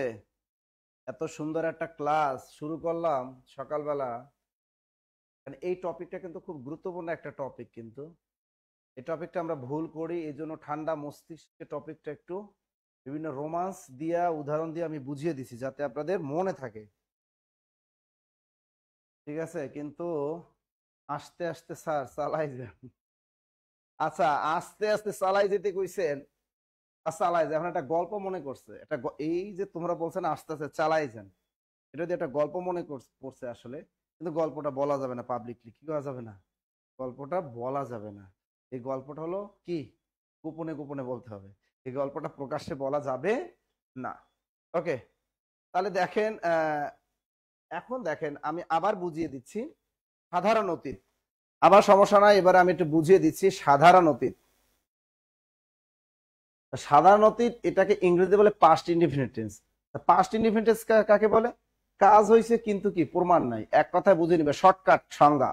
কাজ হয়েছে প্রমাণ নাই। এবার ব্রেকআপ, কাজ হয়েছে কিন্তু প্রমাণ নেই। অর্থাৎ মনে করেন আপনি প্রেম করছেন, কিন্তু এখন ব্রেকআপ করবেন বয়ফ্রেন্ডের সাথে, কিন্তু কোনো প্রমাণ নাই। ইজিলি রেস্ট করতে পারবেন, কোনো প্রমাণ নাই। তা এরকম দেখো, তাই কোনো কাজ হয়েছে কিন্তু ফলাফল এখন আর নেই, সেটা কি সাধারণ অতীত বা পাস্ট ইনডিফিনিট টেন্স বলে। যেমন এখানে দেখেন, প্রদীপ নিভে গেল, এটা বাক্যটা কি, প্রদীপ নিভে গেল। এখন প্রদীপ একটা থাকে, প্রদীপ ফু দিয়ে নিভে ফেলবা, সাথে সাথে অন্ধকার, কোনো রেস্ট নাই। তুমি যদি মনে করো কোনো রুমের ভিতরে যে লাইট জ্বালানো থাকে বা প্রদীপ জ্বালানো থাকে, এরপর 2 মিনিট 3 মিনিট পর যদি তোমার বন্ধু এসে জিজ্ঞেস করে এই রুম অন্ধকার কেন, তুমি যদি বলো না রুম তো বাতি জ্বালানো ছিল, কিন্তু কই, কোনো প্রমাণ নাই তো, আছে কোনো প্রমাণ নাই যে বাতি আগে জ্বালানো ছিল। সুতরাং এটা হলো কি, পাস্ট ইনডিফিনিট টেন্স। এই বাক্যটাও শিকারী পাখিটিকে গুলি করলো, গুলি করছে, শেষ। The Hunter shoot the bird, একদম গুলি করা শেষ, ওটার কোনো প্রমাণ নেই। তো এই উদাহরণ দুইটা ভালো করে খেয়াল রাখবা। এটা সাধারণত এটা ভুলে কিন্তু তোমাদের পুরগঠিত বর্তমান কালে টিক দেওয়া হতে পারে। এই জন্য ভুলেও যাতে এটা, এই দুইটা উদাহরণ পুরগঠিত বর্তমানের দিকে না যায়, এই জন্য খেয়াল রাখবা। সাধারণত সাধারণত সাধারণত ক্লিয়ার? ওকে, তাহলে এবারে আমরা যে জিনিসটা শিখবো, এখানে নিত্য অতীত, নিত্য অতীত অথবা নিত্যবৃত্ত অতীত, এই জিনিসটা একটু খেয়াল করো। ভেরি ভেরি ইম্পর্টেন্ট টপিক, নিত্য অতীত। এটা পরীক্ষা আসে কিন্তু, নিত্য অতীত অথবা নিত্যবৃত্ত অতীত। নিত্যবৃত্ত অতীত একই জিনিস কিন্তু, নিত্য অতীত অথবা নিত্যবৃত্ত অতীত। হ্যাঁ, দ্রুত, এটা নিত্য অতীত অথবা নিত্যবৃত্ত অতীত। এখন দেখো, নিত্য অতীত অথবা নিত্যবৃত্ত অতীত, এখন এর সাথে আর একটা রিলেটেড ছিল, বলতে পারবা? এর আগে আমরা একটা শিখছিলাম নিত্য বর্তমান, আরটা নিত্যবৃত্ত বর্তমান। নিত্যবৃত্ত বর্তমান, এগুলো দেখবেন ক্যারিয়ার প্লাস বইয়ে সুন্দর মতো দেয়া আছে এই জিনিসগুলা। এই দুইটার মধ্যে পার্থক্য আমরা একটু, এই দুইটার মধ্যে আমরা কি একটু পার্থক্য দেখব। এটা নিত্য বর্তমান আর নিত্যবৃত্ত বর্তমান, এটা হলো নিত্য অতীত অথবা নিত্যবৃত্ত অতীত। এটাও, এটা এভরিডে ঘটে, প্রতিদিন ঘটে। এটাও প্রতিদিন ঘটবে নিত্য, কিন্তু অতীতকালে ঘটবে। কখন ঘটবে? অতীতকালে ঘটবে। তো এই জিনিসটা মনে রাখার বুদ্ধি হলো, যে অভ্যাসটা পূর্বে ছিল কিন্তু এখন আর নেই, এটা চেনার উপায় লেখো। যে অভ্যাসটি পূর্বে ছিল, যে অভ্যাসটি পূর্বে ছিল, যে অভ্যাসটি পূর্বে ছিল কিন্তু এখন আর নেই, কিন্তু এখন আর নেই। যে অভ্যাসটি পূর্বে ছিল কিন্তু এখন আর নেই, সেটাকে বলে নিত্য অতীত অথবা নিত্যবৃত্ত অতীত। লিখে রাখেন, যে অভ্যাসটি পূর্বে ছিল কিন্তু এখন আর নেই, দুটো লেখেন। যে অভ্যাসটি পূর্বে ছিল কিন্তু এখন আর নেই, সেটাকে কি বলে? নিত্যবৃত্ত অতীত। ইজিলি পারবা। আর নিত্য বর্তমান মানে যে কাজটা প্রতিদিন এভরিডে ঘটে। যেমন আমি যদি বলি, এখানে একটা বাক্য লিখি, বাক্যটা হলো সে নিয়মিত ব্যায়াম করে, সে নিয়মিত ব্যায়াম করে, এটা কিন্তু নিত্য বর্তমান। এটাকে নিত্য অতীতে নিলে কি হয়? এটা কি বলেন তো, এটা কি হয়? সে নিয়মিত ব্যায়াম করে, আর এটা নিত্য অতীতে কি হয় বলতে পারবেন কেউ? আর একটা বাক্য ছিল, এখানে প্রতিদিন খেলা হয়, এখানে প্রতিদিন খেলা হয়, এখানে প্রতিদিন খেলা, এটা কি নিত্য বর্তমান অথবা নিত্যবৃত্ত বর্তমান? এটা নিত্য অতীতে কি হবে? হ্যাঁ, ভেরি গুড। সুজন তিনি বলেছেন স্যার এটা হবে করতো। এখানে বলা হচ্ছে সে নিয়মিত ব্যায়াম করতো, অর্থাৎ যে এই অভ্যাসটা তার আগে ছিল কিন্তু এখন আর নেই। এটা হবে নিত্য বর্তমান, নিত্যবৃত্ত, সরি নিত্য অতীত অথবা নিত্যবৃত্ত অতীত। তাহলে এখানে হবে সে নিয়মিত ব্যায়াম করতো, সে নিয়মিত ব্যায়াম করতো। আবার একটা দেখো, দ্রুত লেখেন। আচ্ছা, এখানে কি বলছেন? সে প্রতিদিন, এখানে প্রতিদিন খেলা হয়, এটা নিত্য বর্তমান বা নিত্যবৃত্ত বর্তমান। এটাকে যদি আমরা নিত্যবৃত্ত অতীতে নিয়ে যাই তাহলে কি হয়? এখানে প্রতিদিন খেলা হতো, এটা হবে এখানে প্রতিদিন খেলা হতো, এখানে প্রতিদিন খেলা হতো, এখানে প্রতিদিন খেলা হতো। দ্রুত লেখেন। ওকে, এরপরে আর অর্থাৎ এখানে হলো যে অভ্যাসটি আগে ছিল কিন্তু এখন আর নেই, সেটা হলো নিত্য অতীত অথবা নিত্যবৃত্ত অতীত। আর একটা বাক্য দেখেন, তাহলে কি? সে নিয়মিত ইভটিজিং, সে নিয়মিত ইভটিজিং করে,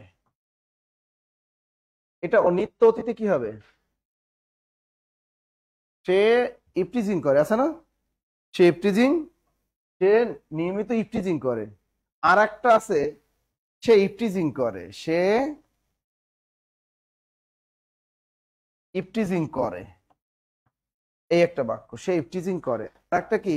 সে ইভটিজিং করছে, সে ইভটিজিং করছে। দেখো বাক্যগুলো একটু খেয়াল করো। সে ইভটিজিং করে, এটা হলো প্রেজেন্ট ইনডিফিনিট টেন্স, স্বাভাবিক ব্যাপার, বর্তমানে কোনো কাজ করা বোঝায়। সে ইভটিজিং করে, এটা হলো প্রেজেন্ট ইনডিফিনিট টেন্স, মানে সাধারণ বর্তমান। এই বাক্যটাকে সাধারণ বর্তমান। সে ইভটিজিং করছে মানে রানিং করতেছে, এটা কি ঘটমান বর্তমান। তাহলে এই বাক্যটা হলো ঘটমান, এই নিচের বাক্যটা হলো ঘটমান বর্তমান, ঘটমান বর্তমান। উপরে এই বাক্যটা হলো সাধারণ বর্তমান, সাধারণ বর্তমান।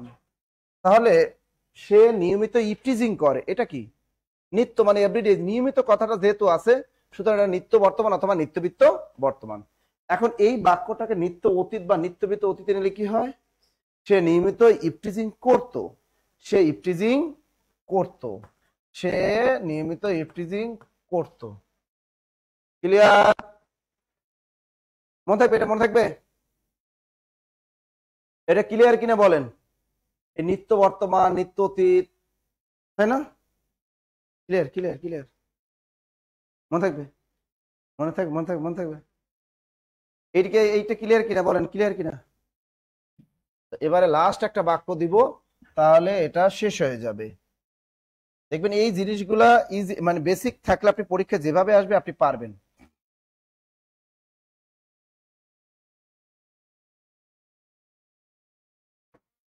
আমি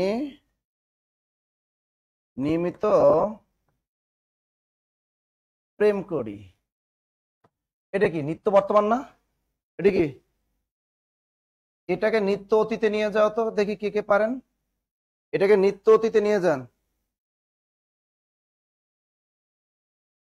এটা এটা দ্রুত বলেন। আমি নিয়মিত প্রেম করি, এটা নিত্য অতীত বা নিত্যবৃত্ত অতীত কি হবে?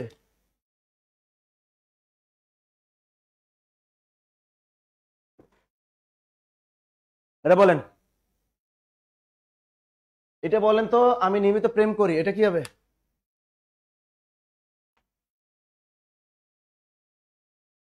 দ্রুত,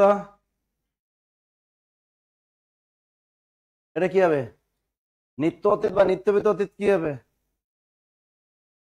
নুসরাত জান্নাত বলছে যে আমি নিয়মিত প্রেম করতাম। আব্দুল ইসলাম মাতৃ তিনি হচ্ছে আমি নিয়মিত প্রেম করতাম। নাজিম উদ্দিন তিনি হচ্ছে প্রেম করতাম। স্বপ্নবাস তিনি লিখছেন প্রেম করতো, এটা হয় না, আমি নিয়মিত প্রেম করতাম। রাজ বলছেন এবং মুসলিম বলছেন, শফিক বলছে বলবো না। আমি নিয়মিত প্রেম করতাম। মরিয়ম আক্তার বিনতে হাসান আমি নিয়মিত প্রেম করতাম না, আমি নিয়মিত প্রেম করতাম। হাতিয়া থেকে দেখতেছি স্যার কেমন আছেন? আলহামদুলিল্লাহ ভালো আছি আমি। আচ্ছা, উফ, এই যে স্মৃতি মনিতিয়নি লিখছেন স্যার প্রেম করতাম, আমি নিয়মিত প্রেম করতাম।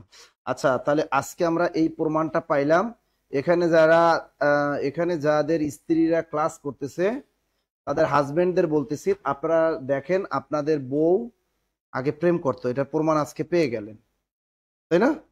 আজকে কারা কারা প্রেম করতে আগে সেটার প্রমাণ আমি পেয়ে গেছি। কিন্তু এই স্ক্রিনশট কিন্তু দিয়া হাজবেন্ডে পাঠাই দিতে হবে। আর যেসব ছেলেরা আগে প্রেম করতো তারাও কিন্তু আজকে কট খেয়ে গেছে, গেছে না?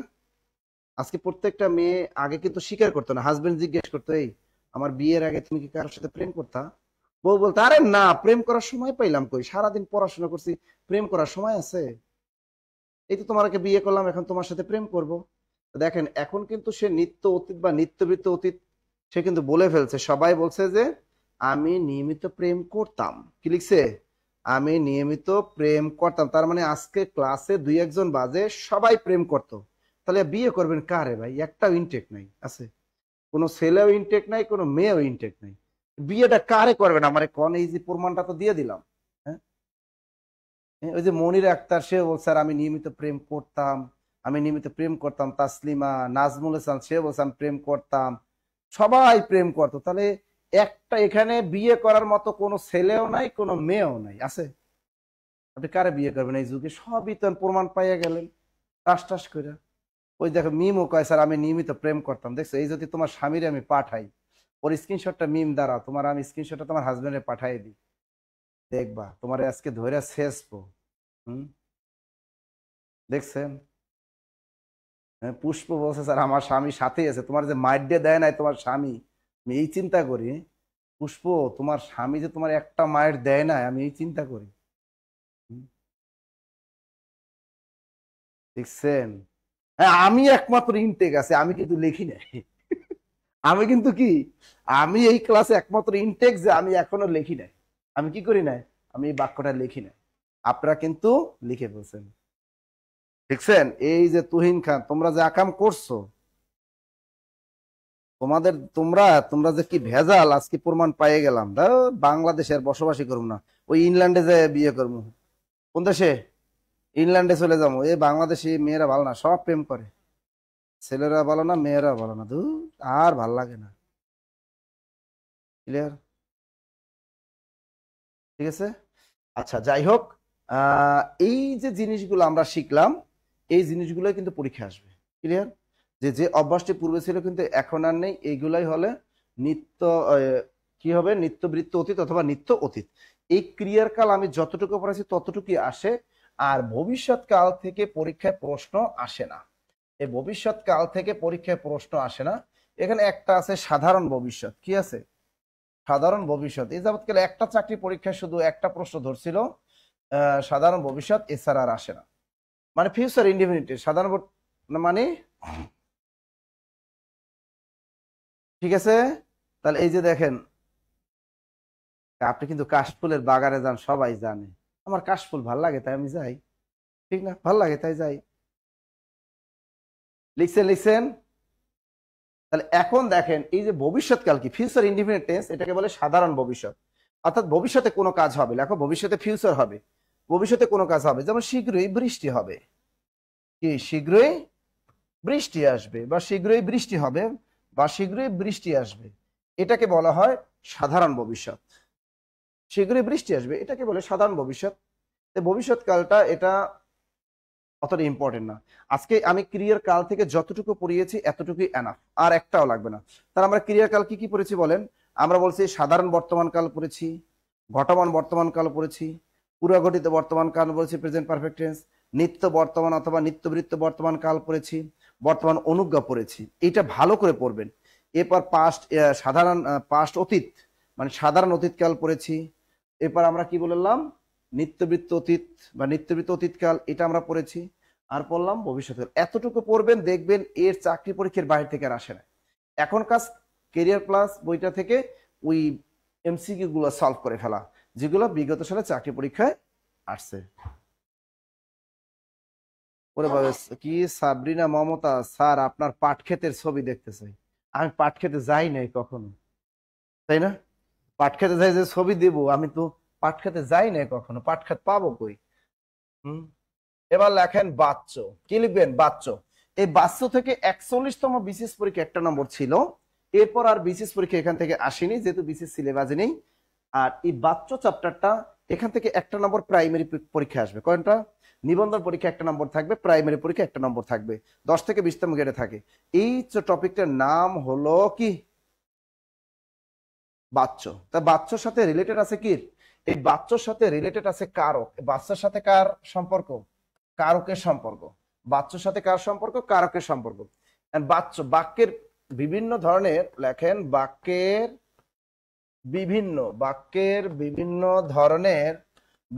বিভিন্ন ধরনের প্রকাশ ভঙ্গিকে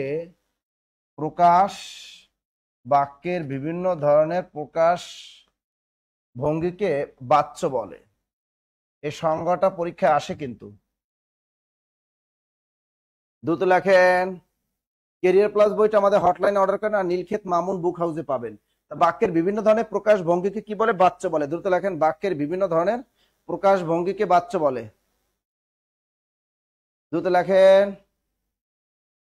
লেখেন। বাক্যের বিভিন্ন ধরনের প্রকাশ ভঙ্গিকে বাচ্চ বলে। আর একটা পরীক্ষা আসে, বাচ্চ কত প্রকার?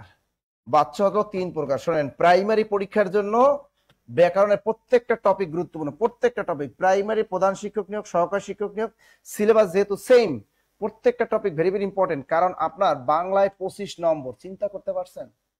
25 নম্বর বাংলায়, এর 25 নম্বর বাংলায়, তার মানে একটা টপিকও বাদ দিতে পারবেন না। উপসর্গ থেকে শুরু করে সবই পড়তে হবে, সব। দ্রুত লেখেন। তাহলে এখন দেখেন বাচ্চ কত প্রকার? 3 প্রকার।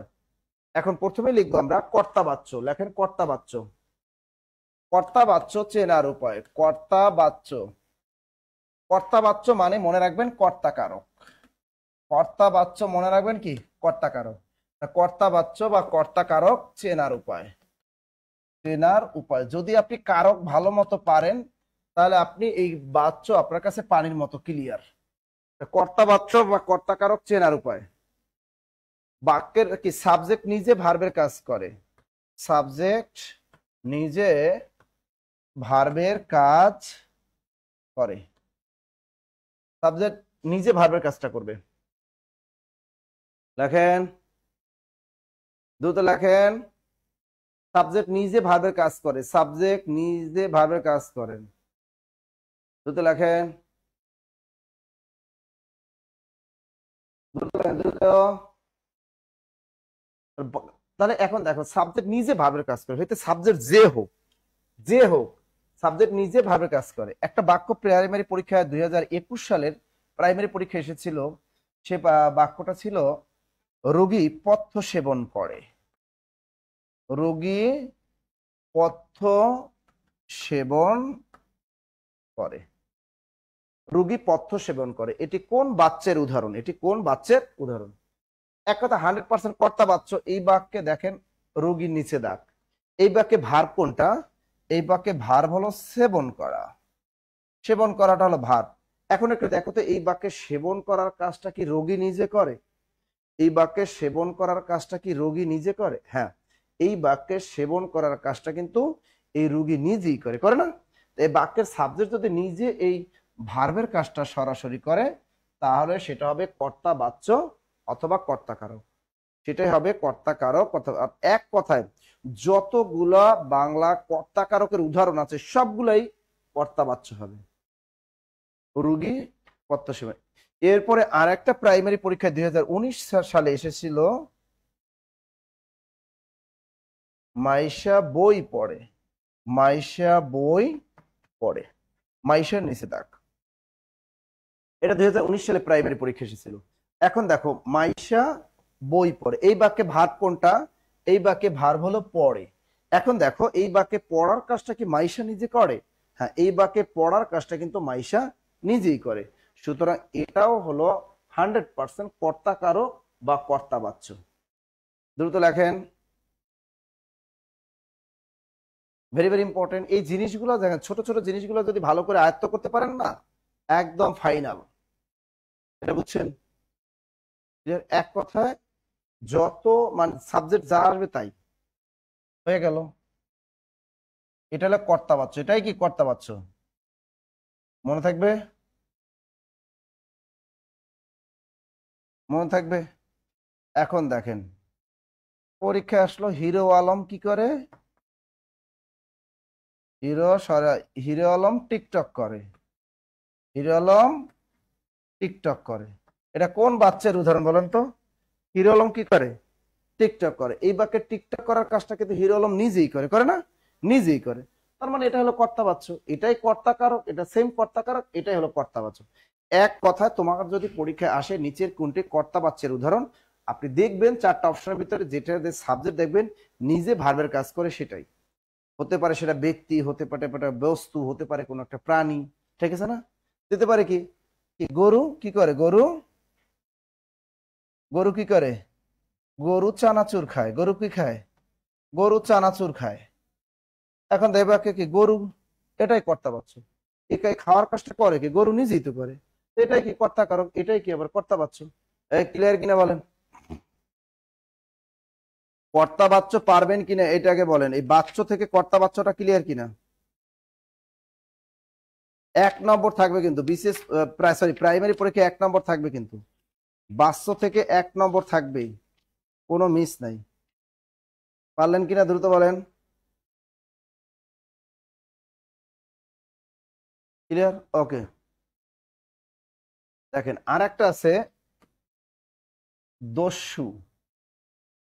দস্যু দল গৃহটি লুণ্ঠন করেছে। এটা পুরাতন বোর্ড বইয়ে দেয়া আছে। এখন দেখেন এই বাক্যে ভার্ব, সাবজেক্ট কি? দস্যু দল। এই বাক্যে ভার্ব কোনটা? লুণ্ঠন করা। এই লুণ্ঠন করাটা হলো ভার্ব। আচ্ছা, এই বাক্যে লুণ্ঠন করার কাজটা কি দস্যু দল নিজেরা করছে?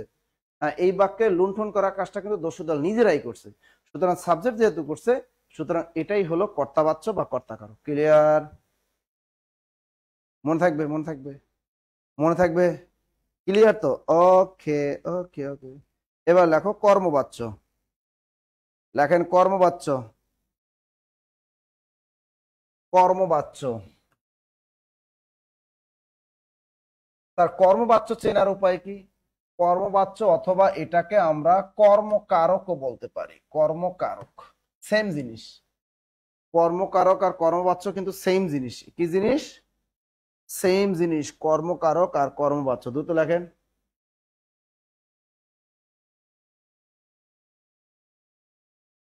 দ্রুত লেখেন। আলহামদুলিল্লাহ ক্লিয়ার, ভেজাল নাই। ওকে। এখন দেখেন কর্মবাচ্য বা কর্মকারক চেনার উপায় লেখেন। চেনার উপায়, চেনার উপায় ভার্বকে কি, কয় দিকের কি অথবা কাকে, ভার্বকে কি অথবা ভার্বকে কি অথবা কাকে দিয়ে, ভার্বকে কি অথবা কাকে দিয়ে প্রশ্ন করলে, ভার্বকে কি বা কাকে দিয়ে প্রশ্ন করলে যদি উত্তর পাওয়া যায়, প্রশ্ন করলে যদি উত্তর পাওয়া যায়, ভার্বকে কি বা কাকে দিয়ে প্রশ্ন করলে যদি উত্তর পাওয়া যায়, উত্তর পাওয়া যায়, সেটাই কি? সেটা হলো কর্মবাচ্য বা কর্মকারক। দ্রুত লেখেন। এ দস্যু দল গৃহটি লুণ্ঠন করছে, এটা কর্মবাচ্য হইলো কেমনে সুজন? এটা কেমন, এটা হইলো কেমনে কর্মবাচ্য? তুমি কি যে লেখো না তোমরা, ওটা কর্মবাচ্য হলো কেমনে? তো তো কর্তাবাচ্য, ভুল ভাল উত্তর দিবা না।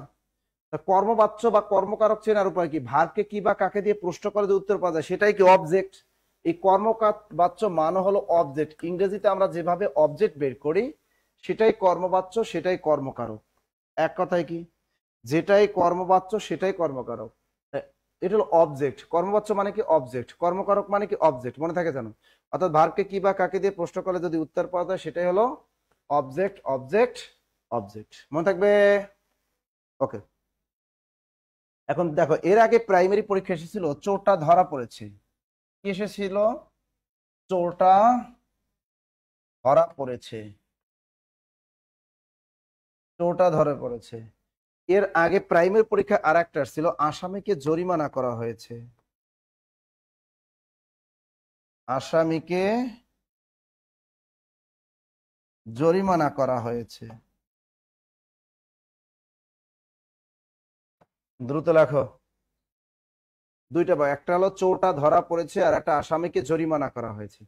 আচ্ছা দেখো তো এখানে এটা কর্তাবাচ্য হবে না কেন? এটা কর্তাবাচ্য হবে না কেন একটু দেখো। কর্তাবাচ্য হতে হলে সাবজেক্ট নিজে ভার্বের কাজ করবে। এ বাক্যে ভার্ব কোনটা? ধরা পড়া। ধরা পড়েছে, এটা হলো ভার্ব। দেখো তো ধরা পড়ার কাজটা কি চোরটা নিজে করছে? ধরা পড়ার কাজটা কি চোরটা নিজে করছে?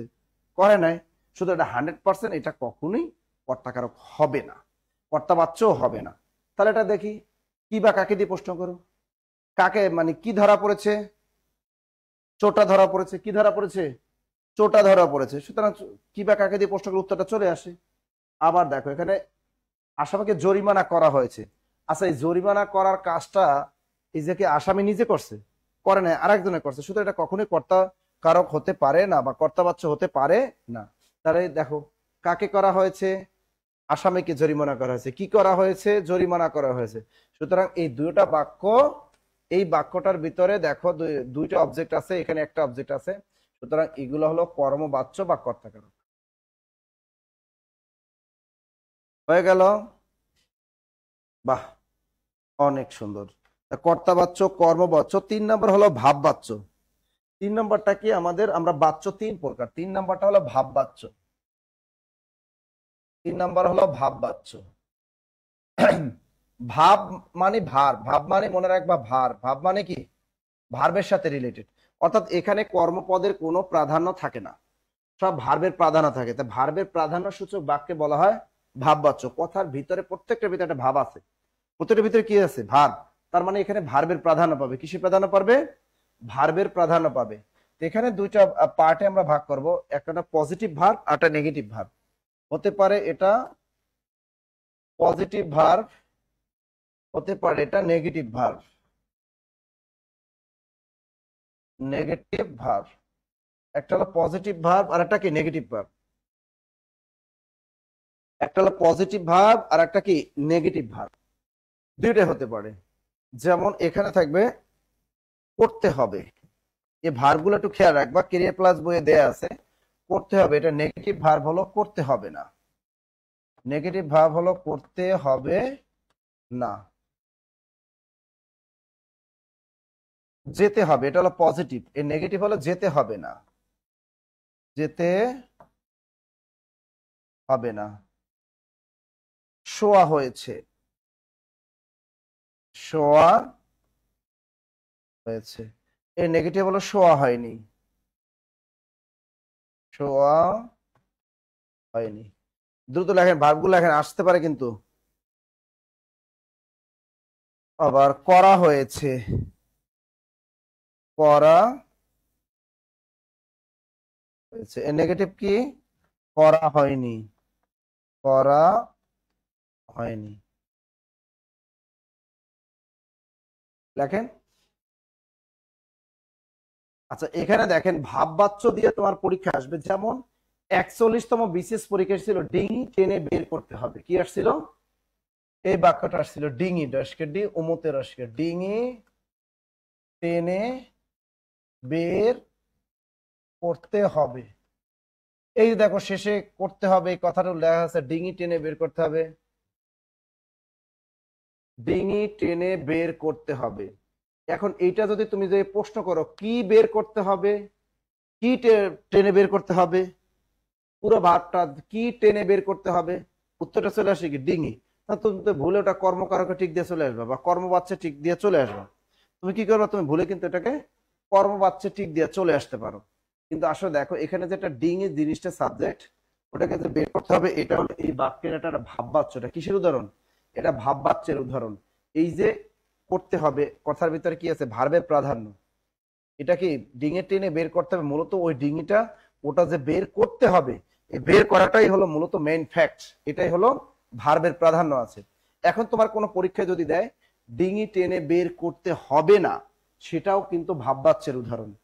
এভাবে দিয়ে দেবে যে তোমাকে যেতে হবে, এটি কোন বাচ্চার উদাহরণ, এটা কিন্তু ভাববাচ্যের উদাহরণ। তোমাকে যেতে হবে না, কোন বাচ্চার উদাহরণ, ভাববাচ্যের উদাহরণ।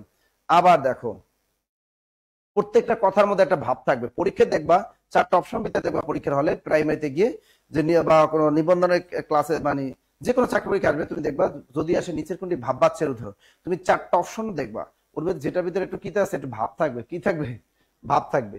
তা এই আমার শোয়া হয়েছে, তুমি বললা কি আমার শোয়া হয়নি, প্রত্যেকটা কথার ভিতরে একটা কি ভাব আছে না, আমার শোয়া হয়েছে এটা কি ভাববাচ্য, আমার শোয়া হয়নি এটা ভাববাচ্য। কাজটি করা হয়েছে এটা ভাববাচ্য, কাজটি করা হয়নি এটা ভাববাচ্য। প্রত্যেকটা বাক্যের সাথে ভার্বের সাথে রিলেটেড, অর্থাৎ ভার্বের প্রাধান্য সূচক বাক্যে, এর বাক্যে ভার্বের প্রাধান্য সূচক। ক্লিয়ার? তার এখানে যে এগুলা করবা, ঠিক আছে। খাওয়া হলো, এরকম দিয়ে দিবে খাওয়া হলো, খাওয়া হলো। এই নেগেটিভ কি, খাওয়া হলো না। এই যে খাওয়া হলো, খাওয়া হলো। এই নেগেটিভ কি, খাওয়া হলো না।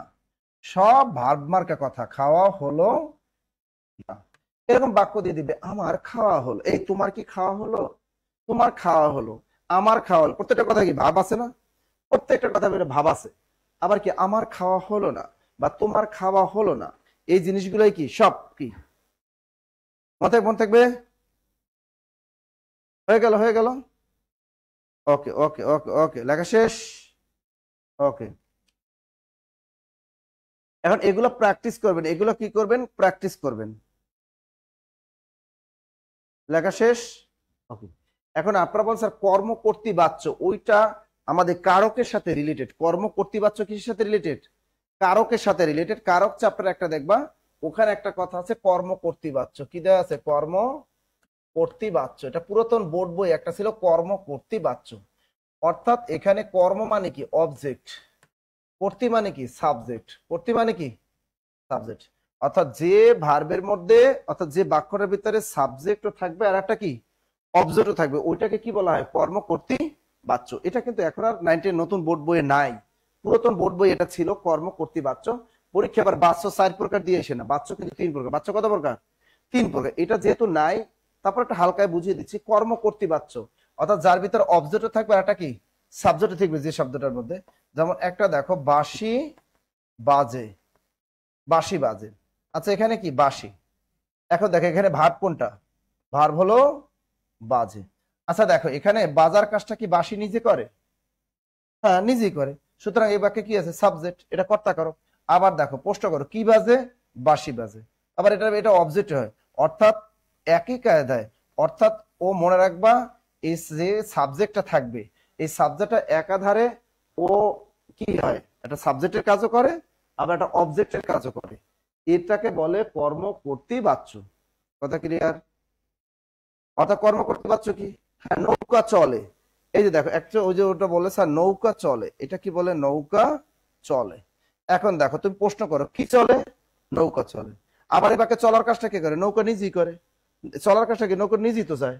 তাই এটা কি, এটা আবার দেখো এক হলো এটা কর্মকারক, আবার কি এক হলো কর্তাকারক।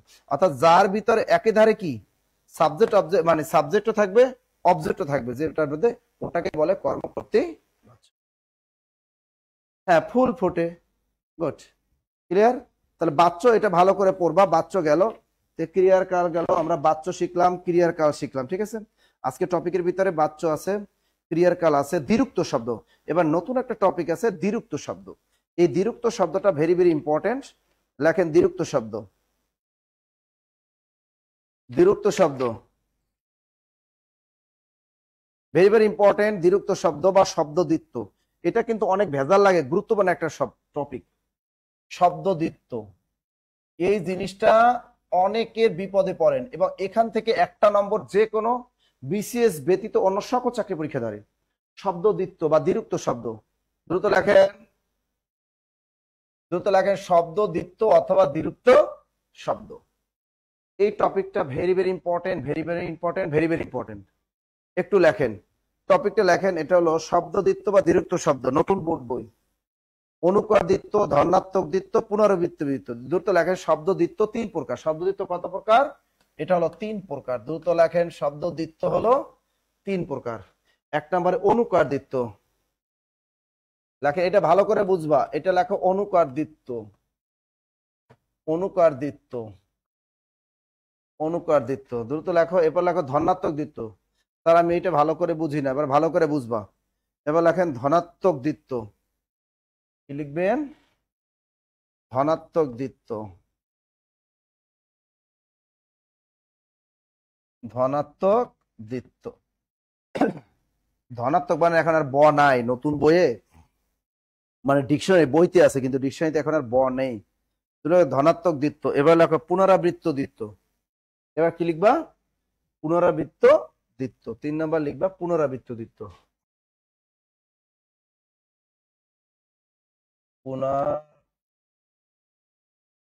পুনরাবৃত্ত দ্বিত্ব। দ্রুত লেখেন পুনরাবৃত্ত দ্বিত্ব। একটা হলো 1 নম্বরে অনুকার দ্বিত্ব, 2 নম্বর ধনাত্মক দ্বিত্ব, 3 নম্বরে পুনরাবৃত্ত দ্বিত্ব। এই তিনটা জিনিস ভালো করে খেয়াল রাখবেন। তিনটা জিনিস ভালো করে আগে খেয়াল রাখেন, এই ধনাত্মক দ্বিত্বটা কি, আর অনুকার দ্বিত্বটা কি, আর পুনরাবৃত্ত দ্বিত্বটা কি। তার ধনাত্মক দ্বিত্বটা হলো মনুষ্য সৃষ্ট প্রাকৃতিক শব্দ। মনুষ্য সৃষ্ট প্রাকৃতিক শব্দ, ভন ভন, শন শন, ঠন ঠন, মর মর, কর কর, ফর ফর, এগুলোকে বলে কি? ধনাত্মক শব্দ। ভালো করে খেয়াল রাখো। এতে প্রথম শব্দটি অর্থপূর্ণ হলো প্রায়, দ্বিতীয়টা অর্থহীন হয়ে পড়ে। আর এই জিনিসটা দেখো, আমরা অনুকার দ্বিত্বটা কি দেখি এখানে একটু দেখো। ধনাত্মক দ্বিত্বটা আমরা একটু দেখি, যদি কি কি লিখলাম, ভন ভন, আগে উদাহরণগুলো লেখায়। ভন ভন, শন শন, ঠন ঠন, মর মর, কর কর, এগুলা ঠিক আছে না? এই জিনিসগুলা। আর এগুলা কি দেখো, আম টাম, কি লিখলাম? আম, আম টাম, ছাগল টাগল, ছাগল টাগল, এটা উদাহরণ দিলাম, ঠিক আছে? আর দেখো পুনরাবৃত্ত দ্বিত্ব মানে জ্বর জ্বর। পুনরাবৃত্ত দ্বিত্ব যেমন জ্বর জ্বর, ঘুম ঘুম, এখানে উদাহরণ দিই, ঘুম ঘুম, জ্বর জ্বর, রাশি রাশি। উদাহরণগুলো আগে লেখো, 3টা জায়গায় উদাহরণগুলো লেখো, তাহলে আমরা ইজিলি জিনিসটা আমরা বুঝে দিতে পারবো। ঘুম ঘুম, উড়ু উড়ু, উড়ু উড়ু, উড়ু উড়ু উড়ু। আচ্ছা দেখেন এখানে এই 3টা জিনিস লেখা শেষ করেন, পরে বুঝাই দিচ্ছি। মর মর, টন টন, ফন ফন, ঘন ঘন, ধুম ধুম, ঢং ঢং, চক চক, ঢং ঢং, চক চক, চক চক,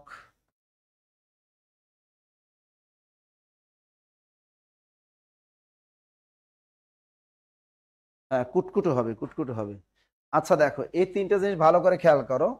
এই ধনাত্মক দ্বিত্বর সাথে মিলে কোনটা? পুনরাবৃত্ত দ্বিত্বের সাথে একটু মিল আছে, তবে এই দুইটা আমি পার্থক্য বুঝি। আগে অনুকার দ্বিত্বটা দেখ। অনুকার দ্বিত্ব দেখবা, প্রথম তার অর্থ থাকবে, দ্বিতীয়টার অর্থ থাকবে না। অনুকার দ্বিত্ব চেনার উপায় কি? অনুকার দ্বিত্ব চেনার উপায় হলো, প্রথমটার অর্থ থাকবে, দ্বিতীয়টার অর্থ থাকবে না। প্রথমটার অর্থ থাকবে, দ্বিতীয়টার অর্থ থাকবে না। যেমন আমরা কি ভাত টাত কি বলি? ভাত টাত। যেমন কি বললাম? ভাত টাত। এই টাতের কোনো অর্থ আছে? নাই। টাতের অর্থ আছে? নাই। এই যে ধাক্কা টাক্কা, বই টই, টই এর কোনো অর্থ আছে? নাই। এগুলোকে বলে অনুকার দ্বিত্ব। বই টই, তোমরা দু একটা উদাহরণ দাও তো, দু একটা উদাহরণ দাও। এই যে অনুকার দ্বিত্বের দু একটা উদাহরণ দাও, অর্থাৎ এটা মনে রাখবা যে এই এই ছাগল টাগল কই রাখছো, আমরা বলি না? আমরা বলি কি, এই পাগল টাগল যে কোথা থেকে আসে, এই টাগলের কোনো অর্থ আছে? নাই। এই বাসন কোসন পরিষ্কার করো, বাসনের অর্থ আছে? কোসনের অর্থ আছে? নাই। আছে? নেই। কাপড় চোপড় পরিষ্কার করো, কাপড়ের অর্থ আছে? চোপড়ের অর্থ আছে? নাই। তাই অনুকার দ্বিত্বটা মনে রাখবা, প্রথমটার অর্থ থাকবে, দ্বিতীয়টার অর্থ থাকবে না। এই তাড়াতাড়ি ভাতটা দাও তো, ক্ষুধা লাগছে, ভাতের অর্থ আছে, টাতের অর্থ। ক্লিয়ার? হ্যাঁ, নামাজ টামাজ, এই তুমি নামাজ টামাজ পড়ো না কেন? নামাজের অর্থ আছে, কিন্তু টামাজের কোনো অর্থ আছে? নেই কিন্তু। কি হলো ওটা? চাটা। হ্যাঁ, কলম টলম, এই কলম টলম কই রাখছি দেখতে পাচ্ছি না। দ্রুত লেখেন, দ্রুত লেখেন, দ্রুত লেখেন। গরু টরু কই বানছো? কি বলে? তাই না? গরু টরু কই? গরু টরু খুঁজে পাইতেছি না তো। আমার কোনো বউ টউ কিছুই নাই, আমার শালি টালি নাই, বলে না? বিয়ে করলাম কিন্তু কোনো শালি টালি পাইলাম না। শালি টালি, বউ টৌ, এগুলোকে বলে সব অনুকারদিত্ব। এবার বলেন অনুকারদিত্ব আর জীবনে ভুলবেন?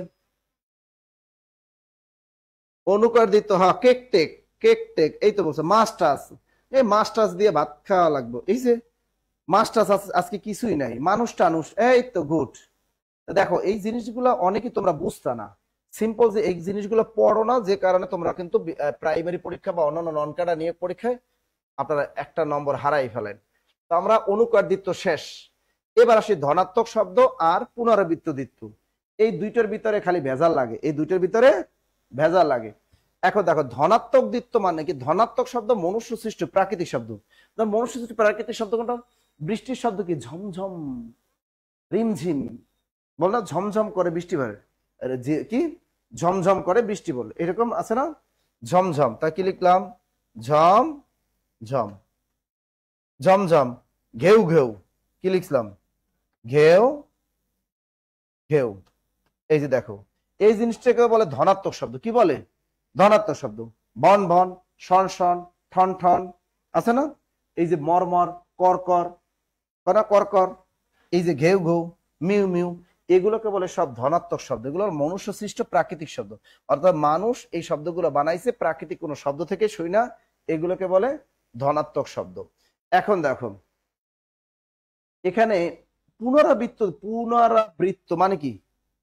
এই পুনরাবৃত্ত মানে এটার সাথে এটা মিল আছে। তুমি দেখো ঘুম ঘুম, ঘুম ঘুম, জ্বর জ্বর, কিন্তু এগুলো কিন্তু মনুষ্য সৃষ্ট প্রাকৃতিক শব্দ না। কেন? তুমি দেখো এইগুলোর মধ্যে আলাদা। দেখো ঘুম ঘুম, এর সাথে একটা শব্দ বসাই দাও, ঘুম ঘুম চোখ, ঘুম ঘুম চোখ। কিন্তু আর একটা জিনিস দেখো, তুমি এখানে দুইটা বাক্য, এই যে ভন ভন করে বায়ু বয়, আমি একটা উদাহরণ দিয়ে দিচ্ছি দুইটার মধ্যে পার্থক্য। আমরা অনুকারদিত্বটা ইজিলি বুঝতে পারলাম, কিন্তু এই জিনিসটা একটু ভেজাল লাগলো। আচ্ছা দেখি, আমরা লিখলাম ঘুম ঘুম চোখ, ঘুম ঘুম কি? চোখ। আবার লিখলাম বেটা গরম গরম, গরম গরম জিলাপি, গরম গরম জিলাপি। এরপর লিখলাম একে কি? ভন ভন। দেখো ভন ভন করে মাছি ওরে, ভন ভন। শন শন করে বায়ু বয়, শন শন করে বায়ু বয়। ঘুম ঘুম, গরম গরম, ভন ভন, শন শন করে বায়ু বয়।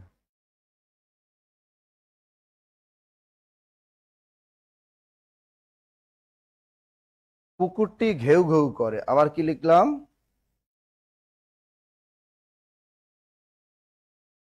কুকুরটি ঘেউ ঘেউ। দেখো দুইটার মধ্যে পার্থক্য দেখো। তুমি যদি বলে ঘুম চোখ, গরম জিলাপি, হন করে মাছি ওরে, একটু খেয়াল করো এই তিন, এখানে পুনরাবৃত্ত দ্বিত্বটা আর ধনাত্মক দ্বিত্বটা পার্থক্যটা একটু দেখো। আমি কিন্তু এই যে ভন ভন, এটা কি ধনাত্মক দ্বিত্ব না? এটা কোন দ্বিত্ব? এটা দেখো, এটা কিন্তু ধনাত্মক দ্বিত্ব। কেন? ধনাত্মক দ্বিত্বতে তুমি এই দুইটা শব্দ দিয়েই বাক্য তৈরি করা লাগবে, একটা বাদ দিতে পারবা না। কিন্তু তুমি এখানে একটা শব্দ বাদ দিতে পারবা। পুনরাবৃত্ত দ্বিত্ব থেকে একটা শব্দ বাদ দেওয়া যায়, কিন্তু ধনাত্মক দ্বিত্ব থেকে তুমি একটা শব্দ কখনোই বাদ দিতে পারবা না। যেমন ভন ভন করে মাছি ওরে, তুমি বলতে পারবা ভন করে মাছি ওরে? বলা যায়? ভন করে মাছি ওরে, এটা হয়? হয় না কিন্তু। আবার দেখো শন শন করে বায়ু বয়, তুমি একটা বাদ দাও, শন করে বায়ু বয়, অর্থ হয়? হয় না। আবার দেখো কুকুরটি ঘেউ ঘেউ করে, তুমি বলছো কুকুরটি ঘেউ করে, হবে? হয় না কিন্তু। তার মানে এটাও ধনাত্মক দ্বিত্ব, এটাও ধনাত্মক দ্বিত্বতে, মানে ধনাত্মক দ্বিত্বগুলা তুমি দুইটা শব্দই ব্যবহার করতে হয় বাক্যে। কয়টা? দুইটা শব্দই বাক্যে ব্যবহার করতে হয়, নাইলে শব্দটা অর্থপূর্ণ হয় না, অর্থপূর্ণ হয় না। এই যে শন শন, ঠন ঠন, ফোরা টন টন, ফোরা টন, ফোরা টন টন করছে, আমরা বলি কি ফোরা টন টন করছে, এটা কিন্তু ভালো শোনায়। ফোরা টন করছে ভালো শোনায়, ভালো শোনায় না। অর্থাৎ এই ধনাত্মক দ্বিতীয়তে তোমার দুইটা শব্দই বাক্যে ব্যবহার করতে হবে। কিন্তু তুমি দেখো এই পুনরাবৃত্ত দ্বিতীয়ের ভিতরে তুমি একটা বাদ দিলেও বাক্য হয়। তুমি বললা গরম গরম জিলাপি, তুমি একটা গরম কথাটা যদি না বলো তাও কিন্তু হয়। তুমি যদি বলো গরম জিলাপি, অর্থ হয় না? হয়। ঘুম ঘুম চোখ, তুমি যদি বলো ঘুমন্ত চোখ বা ঘুম চোখ, তাও কিন্তু বলা যায়। কিন্তু তোমার এই ধনাত্মক দ্বিতীয়টা দেখো, তোমার এই দুইটা শব্দই ব্যবহার করতে হবে বাক্যে। আর এখানে যে কোনো একটা শব্দ ব্যবহার করলেও হয়।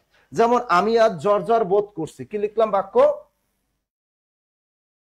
তুমি দেখো, আমি আজ জ্বর জ্বর বোধ করছি, আমি আজ জ্বর জ্বর, আমি আজ জ্বর জ্বর বোধ করছি। আচ্ছা দেখো, আমি আজ জ্বর জ্বর বোধ করছি। আচ্ছা এখানে তুমি যদি একটা বাদ দাও, অর্থ হবে না? তুমি এইটারে বাদ দাও, যদি বলো আমি আজ জ্বর বোধ করছি, হবে না বাক্য? হবে, বাক্য হবে। আমি আজ জ্বর বোধ করছি হবে কি না? হবে কিন্তু। তা আমি আজ জ্বর বোধ করছি, তাও কিন্তু বাক্য হয়। এটাকে বলা হয় পুনরাবৃত্ত দ্বিতীয়। যেমন উরু উরু মন, কি বললাম? আবার একটা বাক্য দেখো, আমি বললাম তোমার তো উরু উরু মন, কি লিখলাম? যে তোমার তোমার তো উরু উরু মন, তোমার তো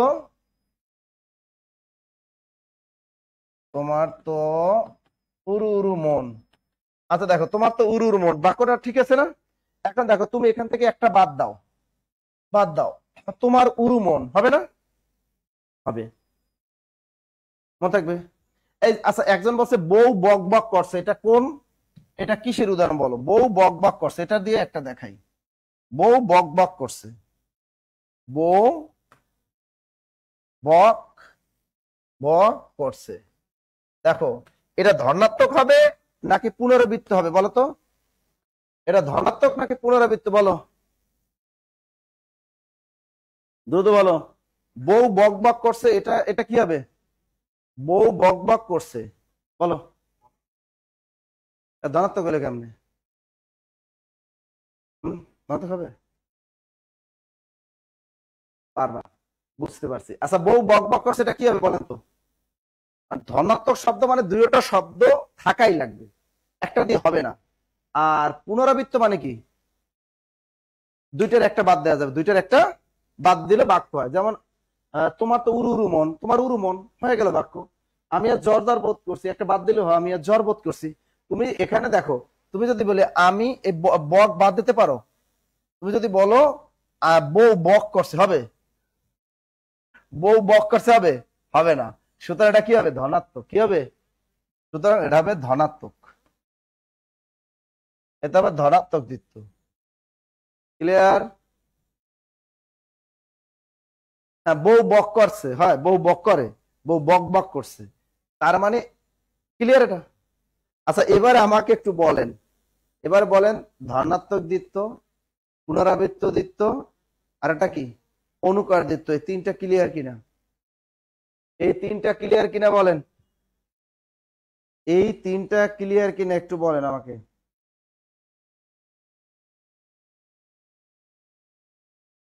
মনে থাকবে? রাশি রাশি ধান, রাশি ধান বলা যায় না? রাশি ধান বলা যায় তো, একটা বাদ দেওয়া যায় তো। রাশি রাশি ধান বলা দরকার আছে, রাশি ধান বলা যায় তো। কিন্তু তুমি দেখবা ধনাত্মক দ্বিত্বতে বাদ দেয়াই যাবে না, ধনাত্মক দ্বিত্বতে টোটাল বাদ দেয়াই যায় না। এটা হলো মনুষ্য সৃষ্ট প্রাকৃতিক শব্দ, এটা বাদ দেয়াই যায় না। কিন্তু তোমার অনুকার দ্বিত্ব তো কি, সরি, পুনরাবৃত্ত দ্বিত্ব তো বাদ দেয়া যায়, কিন্তু তোমার এখানে ধনাত্মকতে বাদ দেয়াই যাবে না, একটা বাদ দেয়া যায় না, একটা বাদ দেয়া যায় না। ও ধ্বনির অনুকরণে তো তৈরি করা, ধ্বনি থেকে আসছে না, ধনাত্মক মানে কি ধ্বনি থেকে আসছে, যেটা ধ্বনির অনুকরণে। আর ওই পুনরাবৃত্ত দ্বিত্ব তোমার আমরা কথার তালে একটা কথা পুনরাবৃত্ত করি, এটা হলো ধ্বনির অনুকরণে তৈরি করা। এই যে দেখবা এক কথায় প্রকাশের ভিতরে এগুলো যে মানে এই যে ঘোড়ার ডাক, ছিহি ছি, ঠিক আছে না, এরকম আছে। কিন্তু আমাদের এক কথা প্রকাশ যেগুলো পড়ি সেগুলোর ভিতরে কিন্তু এগুলো আছে। এই ধনাত্মক মানে ধ্বনির অনুকরণে তৈরি করা। ধনাত্মক মানে কি? যে একটা ধ্বনির অনুকরণে তৈরি করা। আর পুনরাবৃত্ত তো মানে আমরা কথার তালে পুনরাবৃত্ত করি, একটা কথা দুইবার বলি আমরা, কথার তালে একটা কথা দুইবার মানে পুনরাবৃত্ত করি আর কি, এটা। ওকে, আচ্ছা এখন আমাদের আর টপিক কি আছে দেখেন, এরপর আছে সমার্থক শব্দ। সমার্থক শব্দ এই জিনিসটা নিয়ে আমরা বিপদে পড়ি, এটা পড়ানোর কিছুই নাই। সমার্থক শব্দ এগুলা 1 নম্বর থাকবে বাংলাদেশের যে কোনো চাকরি পরীক্ষায়, এবং 10 থেকে 20তম গ্রেড পরীক্ষায় এখান থেকে অনেক নম্বর আসে, 3 থেকে 4 নম্বর 5 নম্বরও থাকে। আর এখান থেকে বিসিএস পরীক্ষা 1 নম্বর থাকবে এই সমার্থক শব্দ। সকল চাকরির জন্য ইম্পর্টেন্ট সমার্থক শব্দ, সবাই পড়বা, এটা বিসিএস এর জন্য পড়বা, প্রাইমারির জন্য পড়বা। বাংলাদেশের এমন কোনো জব নাই যে জবে এই সমার্থক শব্দ না আসে, না আসে। তাহলে এই জিনিসটা একটু খেয়াল করেন। সমার্থক শব্দটা পড়াশোনা কেমনে করবেন, নোট খাতা করতে হবে, নোট খাতা না করলে পারবেন না।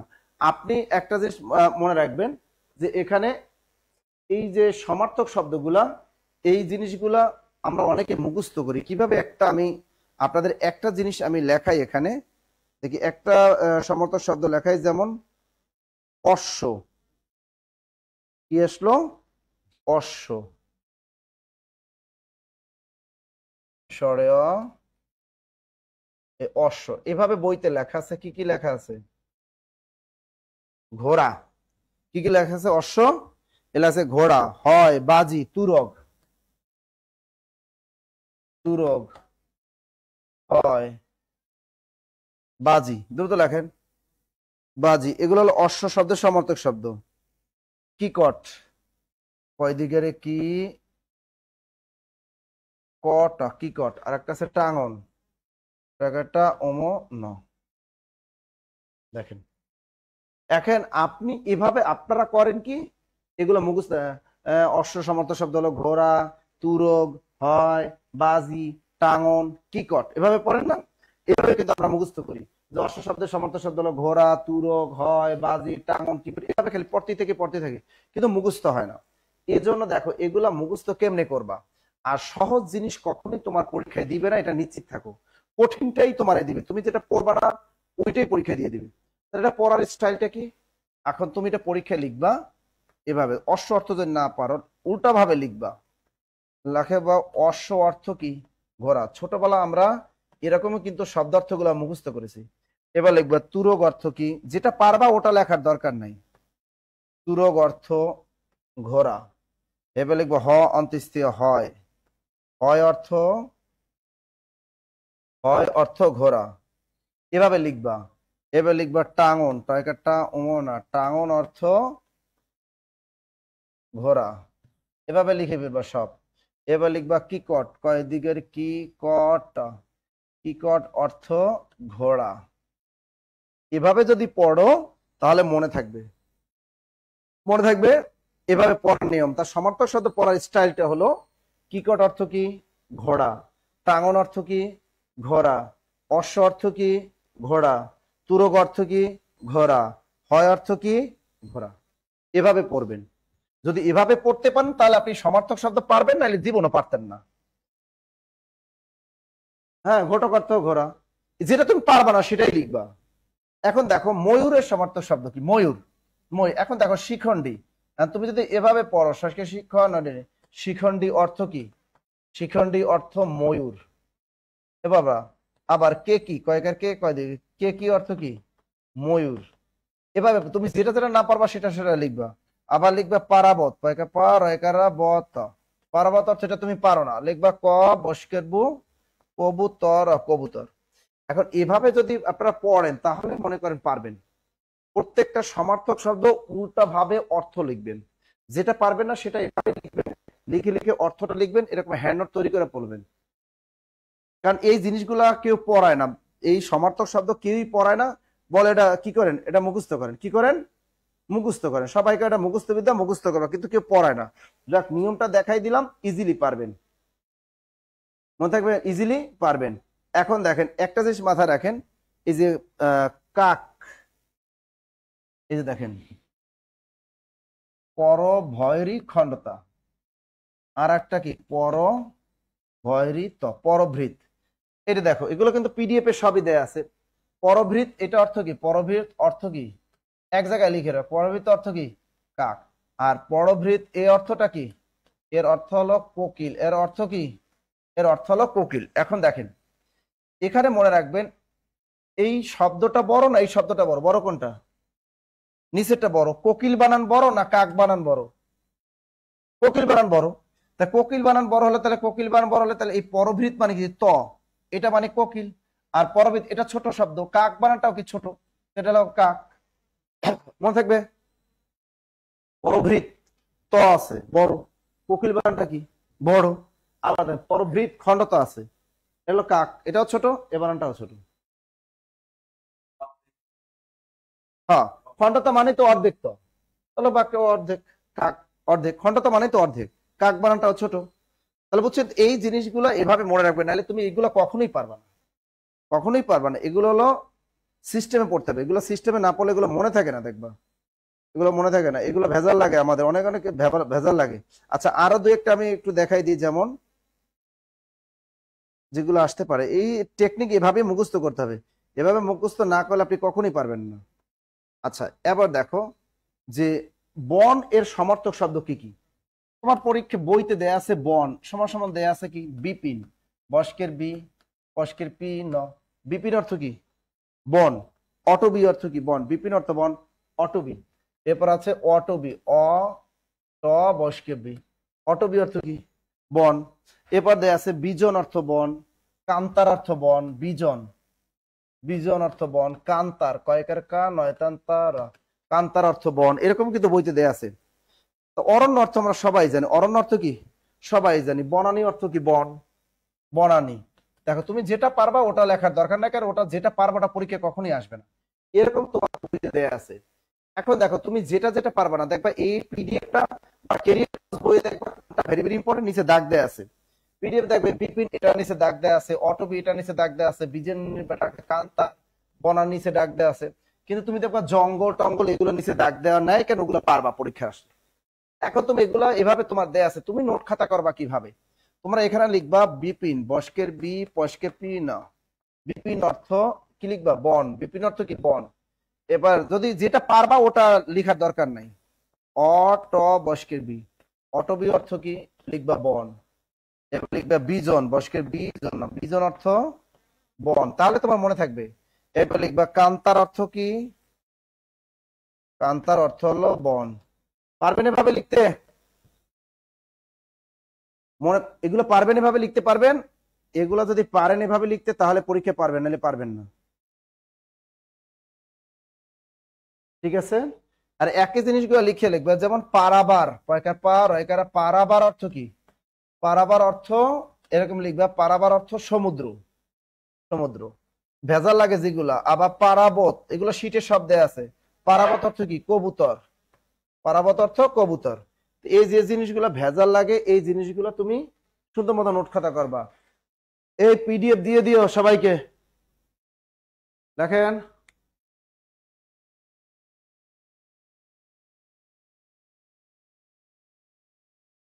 আবার সাউন্ড সমস্যা?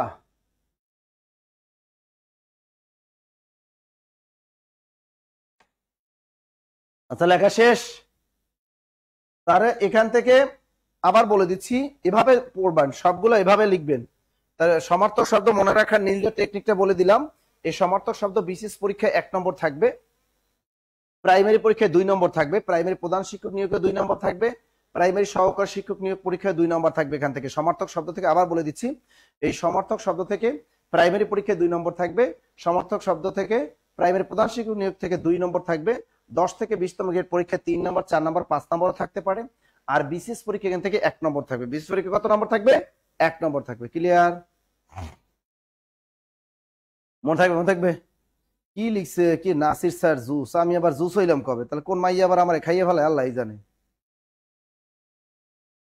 এইভাবে পারি না বলেই তো পরীক্ষায় খয়রাতি মার্কার নম্বর পায়। এই ঠিকই কইছো, এই খয়রাতি মার্কার নম্বর তো এই কারণেই পান।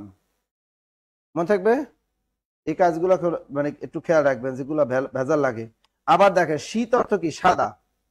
আবার একটা জিনিস দেখেন, এগুলো সুন্দর মতো দেখবেন পিডিএফ এ সুন্দর মতো বা লেকচার শিটে দেয়া আছে, এর লাগে শীত অর্থ কি? শীত অর্থ সাদা। শীত অর্থ কি? সাদা। এগুলো কিন্তু ভেজাল লাগে। শীত অর্থ কি? দন্তস্বয় রসিকার শীত অর্থ সাদা। আবার আছে সুত। কই গেল?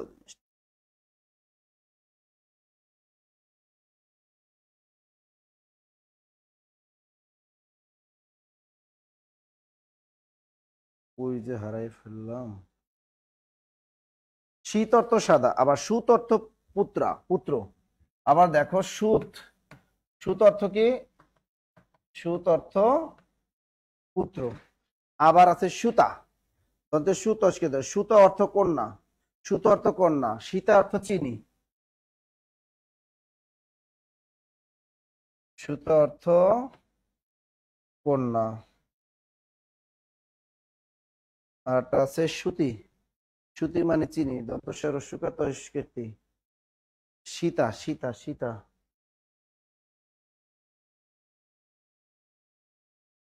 সীতা অর্থ চিনি। এই যেগুলো ভেজাল লাগে এগুলো কিন্তু লিখে দিছি। অর্থাৎ দন্তস্বরের শীত, দন্তস্বর রসের শীত, এই শীত অর্থ কি? সাদা। আর দন্তস্বরের সুত, সুত অর্থ কি? পুত্র। সুত অর্থ পুত্র। আর দন্তস্বরের সুতা, সুতা অর্থ কি? কন্যা। দন্তস্বরের সীতা, সীতা অর্থ চিনি। লিখে রাখেন, দ্রুত লেখেন। এই জিনিসগুলো, হ্যাঁ, সারমে অর্থ কুত্তা, এগুলো পরীক্ষায় আসে। তাহলে এই যে দেখো এই জিনিসগুলো, দন্তস্বর শীত অর্থ কি? সাদা। এক জায়গায় লিখবে, এক জায়গায় লিখে লিখে পড়লে সুবিধা। শীত অর্থ কি? সাদা। আবার এই সীতা অর্থ কি? এই দুইটা এক জায়গায় লিখে ফেলবে, এই দুইটা এক জায়গায়। তাহলে শীত অর্থ সাদা। আবার সীতা অর্থ কি? চিনি।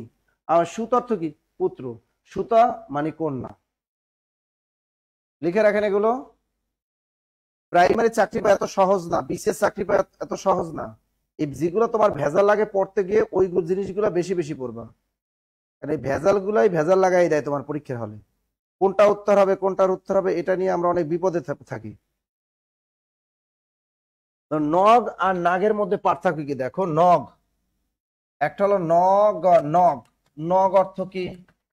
আর নাগ অর্থ কি? নাগ। নাগ অর্থ কি? ঠিক আছে, এই নগ আর একটা কি? নাগ। নগ অর্থ পর্বত। লেখেন নগ অর্থ কি? পর্বত। নগ অর্থ পর্বত। নগ অর্থ পর্বত। আর নাগ অর্থ কি? সাপ অথবা হাতি। সাপ অথবা হাতি। আচ্ছা, যারা ভর্তিকৃত স্টুডেন্ট তারা পিডিএফটা পাবা, যারা ফ্রি ক্লাস করতেছেন তারা পিডিএফটা পাবেন না। আমাদের এগুলো লেকচার শিটে দেওয়া আছে, ক্রিয়া প্লাস বইও দেওয়া আছে।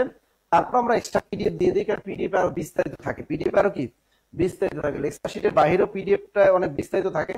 যারা প্রাইমারি প্রধান শিক্ষক নিয়ে কোর্সে ভর্তি আছেন, বা প্রাইমারি বা নিবন্ধন কোর্সে যারা ভর্তি আছেন, তারা সবাই এই পিডিএফটা পাবেন। সবাইকে পিডিএফটা গ্রুপে দিয়ে দিও। আছে ক্লাসের পিডিএফ গুলো দিয়ে দিস। এই ক্লাসের পিডিএফটা দিয়ে দে, সমার্থক শব্দ এগুলো পিডিএফ দিয়ে দে গ্রুপে সবাইকে। পিডিএফ ভর্তি কিন্তু এরা। আর যারা আপনারা ভর্তি হন না, একটা জিনিস দেখেন, প্রাইমারি সহকারী শিক্ষক নিয়োগ সার্কুলার এই সপ্তাহে আসতেছে। আবার দেখেন প্রাইমারি প্রধান শিক্ষক নিয়োগ সার্কুলার এসে গেছে। যদি বসে থাকেন তাহলে চাকরিটা হবে না, পড়াশোনা আপনাকে করতে হবে। যারা নিজেরা নিজেরা পড়াশোনা করতে পারেন তারা আর কথা আলাদা। যাদের মনে করেন যে না আপনার কোনো গাইডলাইন দরকার, লেগে থাকা দরকার, জব মেডিসিনের সাথে থাকেন, কভার হয়ে যাবে সব। কারণ এবার জানেন যে 90-র ভিতরে এমসিকিউর ভিতরে আপনার 75+ নম্বর থাকতে হবে। তা 75 যদি নম্বর রাখতে হয়, প্লাস নম্বরটা রাখতে হয়, তাহলে আপনাকে পড়াশোনাটা ওভাবেই দিতে হবে। জব মেডিসিনে যারা এখনো ভর্তি হন নাই, জব মেডিসিন ভর্তি হন। আজকে কিন্তু সন্ধ্যা 7টায় আমার সাথে ক্লাস আছে, বিকেল 3টের বাজে আমার সাথে ক্লাস আছে, রাত 9টায় আমার সাথে ক্লাস আছে। এরকম যারা ভর্তি হন নাই, তারা এই যে হটলাইন নাম্বার 01901519501 এই নাম্বারে কল দিয়ে, বা এরকম 02 নাম্বারে কল দিয়ে ভর্তি হন। এখন কিন্তু আমাদের 60% ডিসকাউন্টে ভর্তি চলতেছে নতুনদের। আর পুরাতন যারা, তাদের কিন্তু এই প্রাইমারি আইসিইউ ব্যাচে ভর্তি চলতেছে আমাদের কিন্তু 70% ডিসকাউন্টে। হটলাইন নাম্বারে কল দিয়ে আপনারা ভর্তির কাজটা সেরে ফেলেন। বইগুলো আপনাদের 1 থেকে 2 দিনের ভিতরে আপনাদেরকে পাঠিয়ে দিবে। তার নগ অর্থ কি? পর্বত। নগ মানে কি? যে চলাচলা করতে পারে না, হলো পর্বত। আর নাগ মানে সাপ। পরীক্ষা অপশনে সাপ না থাকলে হাতিতে টিক দিয়ে চলে আসবে। ক্লিয়ার? সাপ না থাকলে হাতিতে চলে আসবেন। ওকে, ক্লিয়ার সবাই? ওকে, এই জিনিসগুলো এভাবে আমি যে টেকনিকটা দেখাই দিলাম এভাবে পড়বেন, তাহলে দেখবেন এগুলো সবই পারবেন। আবার দেখেন পবন অর্থ বায়ু, পাবক অর্থ আগুন। পবন অর্থ কি? পবন, পবন, পবন অর্থ কি? পবন অর্থ বায়ু, আর পাবক কয়কার পাবক, পাবক অর্থ কি আগুন। এই যে জিনিসগুলো আপনার ভেজাল লাগে এগুলো এক জায়গায় লিখে লিখে পড়বেন। পবন অর্থ বায়ু, আবার কি পাবক অর্থ আগুন, এই জিনিসগুলো লিখে ফেলেন। সাপ হাতে দুটো থাকলে সাপে টিক দিবা, দুটো লেখেন। আচ্ছা হয়ে গেল এগুলো। তাই এগুলো যেগুলো ভেজাল লাগে এগুলা অনেক লেখা আছে কিন্তু। আচ্ছা এগুলো পিডিএফ এ আরো লেখা আছে। এর পরের টপিকটা আমাদের আসবে কি, পরের টপিকটা আমাদের আসবে উপসর্গ। অনেকক্ষণ হয়ে গেছে, একটু উপসর্গটা একটু হালকায় দেখাই দিই। উপসর্গ,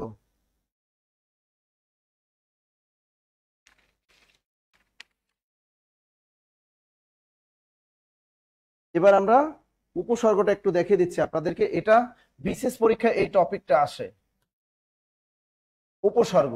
এই টপিকটা বিসিএস প্রাইমারি সবার জন্যই 1 নম্বর থাকবেই।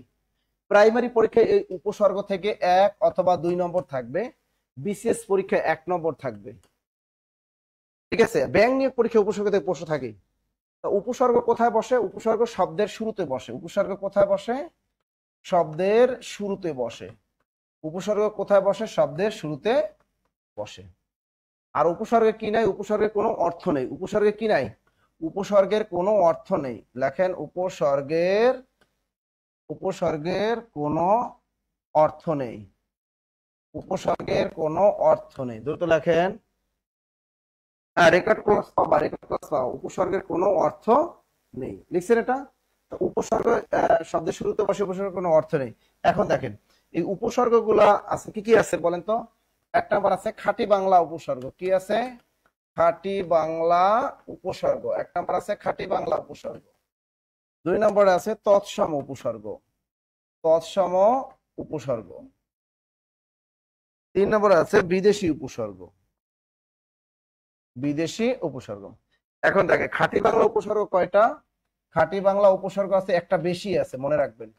আর তৎসম উপসর্গ আছে কয়টা? 20টি, একটা কম আছে। তৎসম থেকে তৎসম একটা কম, আর খাঁটি বাংলা একটু বেশি। আর বিদেশি উপসর্গের ভিতরে আছে আপনার ফার্সি উপসর্গ। আমাদের ফার্সি উপসর্গ আছে কয়টা? 10টা। এরপর আমাদের আরবি উপসর্গ আছে কয়টা? আরবি উপসর্গ আছে 6টা। ইংরেজি উপসর্গ অনেক আছে, তবে 4টাই সবচেয়ে বেশি। ইংরেজি উপসর্গ আছে কয়টা? 4টা। এগুলো খেয়াল রাখবেন। এগুলো যে পিডিএফ উপসর্গে, পিডিএফ এ সুন্দর মতো টেকনিক দেওয়া আছে। তোমার খাঁটি বাংলা উপসর্গ মনে রাখার টেকনিক, তারপর তৎসম উপসর্গ মনে রাখার টেকনিক, ফার্সি উপসর্গ মনে রাখার টেকনিক, আরবি উপসর্গ মনে রাখার টেকনিক, ইংরেজি উপসর্গ মনে রাখার টেকনিক। এগুলো পিডিএফ এর ভিতরে সুন্দর মতো তোমার কি দেওয়া আছে? টেকনিক গুলো দেওয়া আছে। টেকনিক গুলো ফলো করে তুমি মুখস্থ করে ফেলবা। এই খাঁটি বাংলা উপসর্গ কয়টা? 21টা, একদম মুখস্থ করবা। ঠিক আছে, এই যে মুখস্থ করবা অ, অগা, অজ, অনা, আর, আন, আপ, এগুলো একদম সুন্দর মতো মুখস্থ করবা। পুরো পড়া, অপসম, নি, অনু, দুর্বিনী, এই যে তৎসম উপসর্গ 20টা একদম মুখস্থ করবা। এবার কি বিদেশি উপসর্গ, ফার্সি উপসর্গ 10টা, কম, কার, বদ, নিম, ফি, বদ, দর, ব, এগুলো মুখস্থ করবা। আম, খাস, লা, গর, বাজে, খয়ের, এগুলো দেখবা সুন্দর মতো এগুলো মুখস্থ করতে হবে। মুখস্থ না করলে এটা আপনি কখনোই পারবেন না উপসর্গগুলা। এই যে জিনিসগুলো আমি লিখলাম, এইগুলা কি করতে হবে? এগুলা টেকনিক গুলা মুখস্থ করতে হবে। টেকনিক গুলা কি করতে হবে? মুখস্থ করতে হবে। এবং এর ভিতরে আবার একটা আসে যে অঘারাম শব্দটিতে অঘা শব্দটি কোন অর্থে ব্যবহৃত হয়েছে, এরকম আসে কিন্তু। আবার উপকূল শব্দে উপ কোন অর্থে ব্যবহৃত হয়েছে, বিভূই শব্দে বি কোন অর্থে ব্যবহৃত হয়েছে, এগুলা কিন্তু উপসর্গ থেকে পরীক্ষা প্রশ্ন আসে। এগুলা কি করবা? এগুলো হলো এই যে কেরিয়ার প্লাস বই যেগুলো বিগত সালে চাকরি পরীক্ষা আসছে ওইগুলো পড়বা। আর কি করবা? আর এই 3টা মুখস্থ করবা। এটা এটা পরীক্ষা আসবে। নিচের কোনটি খাঁটি বাংলা উপসর্গ? নিচের কোনটি খাঁটি বাংলা উপসর্গ নয়? আবার বলো নিচের কোনটি তৎসম উপসর্গ নয়? নিচের কোনটি ফার্সি উপসর্গ?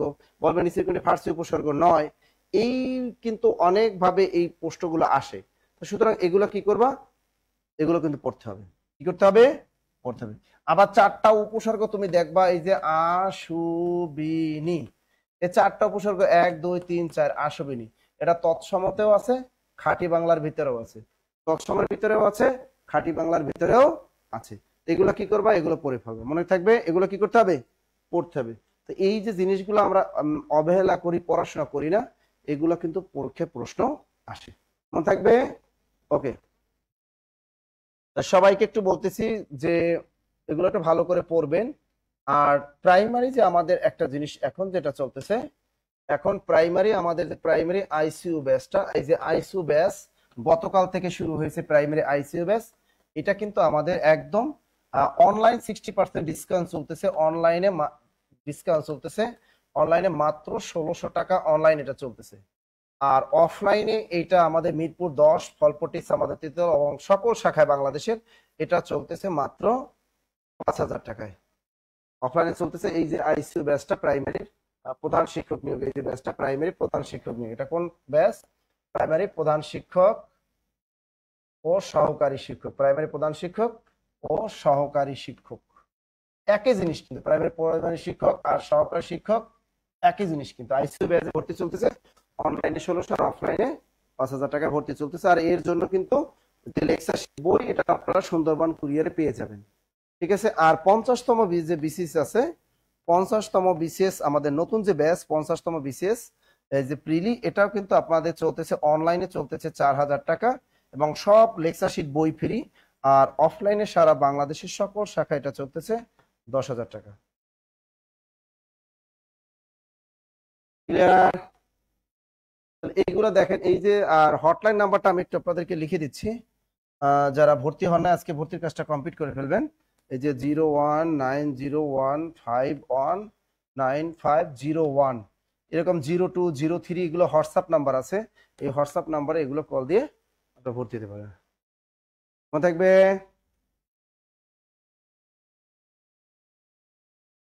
Clear clear clear clear clear সবাই। এরপর বাকি যেগুলো আছে বচন, ওগুলো পড়ানোর দরকার নাই, এর ভিতরে আরো টপিক আছে, বচনটা কিন্তু পড়বেন। হ্যাঁ, বচনটা সবাই পড়ে নেবেন। এটা হলো ক্যারিয়ার প্লাস বই থেকে পড়লে বা পিডিএফ থেকে পড়লে এটা বোঝানোর কিছু নেই, বচন আছে, ওটা একদম সহজ একটা টপিক, ওটা পড়তে পারবেন। এরপর আসে এক কথায় প্রকাশ, এক কথায় প্রকাশগুলো ওটাও মুখস্থ বিদ্যা। আর বাগধারা, বাগধারাটাও কিন্তু মুখস্থ বিদ্যা, বাগধারা থেকে কিন্তু পরীক্ষা আসবে, কোনো মিস নাই, বাগধারা থেকে তোমার পরীক্ষা থাকবেই, মনে থাকবে। বাগধারা গুলো কিন্তু তোমার কি আসবে পরীক্ষায়। ওকে, তাহলে এই হটলাইন নাম্বারে কল দিয়ে ভর্তির কাজ শেষ করে ফেলবো। তা আমরা কি করব? বাগধারা, বাগধারা এমন কোন চাকরি পরীক্ষা নাই যেটা থেকে বাগধারা না আসে। ক্যারিয়ার প্লাস বই থেকে বাগধারা গুলো পড়বা, যেগুলো স্টার দেওয়া, দেখবা বাগধারা যেগুলো স্টার দেওয়া আছে, স্টার দেওয়া করে এগুলো সবার পরীক্ষায়, প্রাইমারি পরীক্ষায় 2 নম্বর এখান থেকে থাকবে বাগধারা। এবার এক কথায় প্রকাশ, এগুলো যেগুলো লেকচার শিটে আছে, স্টার দেওয়া আছে, ক্যারিয়ার প্লাস বইয়ে পিডিএফ এ যা আছে এগুলো সুন্দর মতো পড়ে ফেলবা, স্টার দেওয়া গুলো পড়বা। কি করো? এগুলো সব স্টার চিহ্ন পাশে এরকম স্টার চিহ্ন দেওয়া আছে, স্টার চিহ্ন দেওয়া সবগুলো পড়ে ফেলবা, মনে থাকবে। ওকে ওকে ওকে ওকে, ভালো থাকবেন, সুস্থ থাকবেন, আজকের মতো বিদায় নিচ্ছি। দেখা হবে বিকেল 3টায় বিসিএস ব্যাচের 50তম বিসিএস ব্যাচের ক্লাসে, এবং আমাদের যে আইসিইউ ব্যাচ যেটা আছে, আমাদের একদম প্রাইমারি যেটা আছে প্রধান শিক্ষক নিয়োগ এবং সহকারী শিক্ষক নিয়োগ, এই সন্ধ্যা 7টায় তাদের সাথে দেখা হবে এবং রাত 9টার ব্যাচে আপনাদেরকে দেখাবে। তো আজকে সন্ধ্যা 7টায় আপনাদের ক্লাস আছে প্রাইমারি প্রধান শিক্ষক নিয়োগ, সহকারী শিক্ষক নিয়োগ, এবং রাত 9টায় আছে প্রাইমারি প্রধান শিক্ষক সহকারী। বিকেল 3টায় দেখা হবে আমাদের বিসিএস 50তম ব্যাচে। ভালো থাকবেন, সুস্থ থাকেন, আল্লাহ হাফেজ।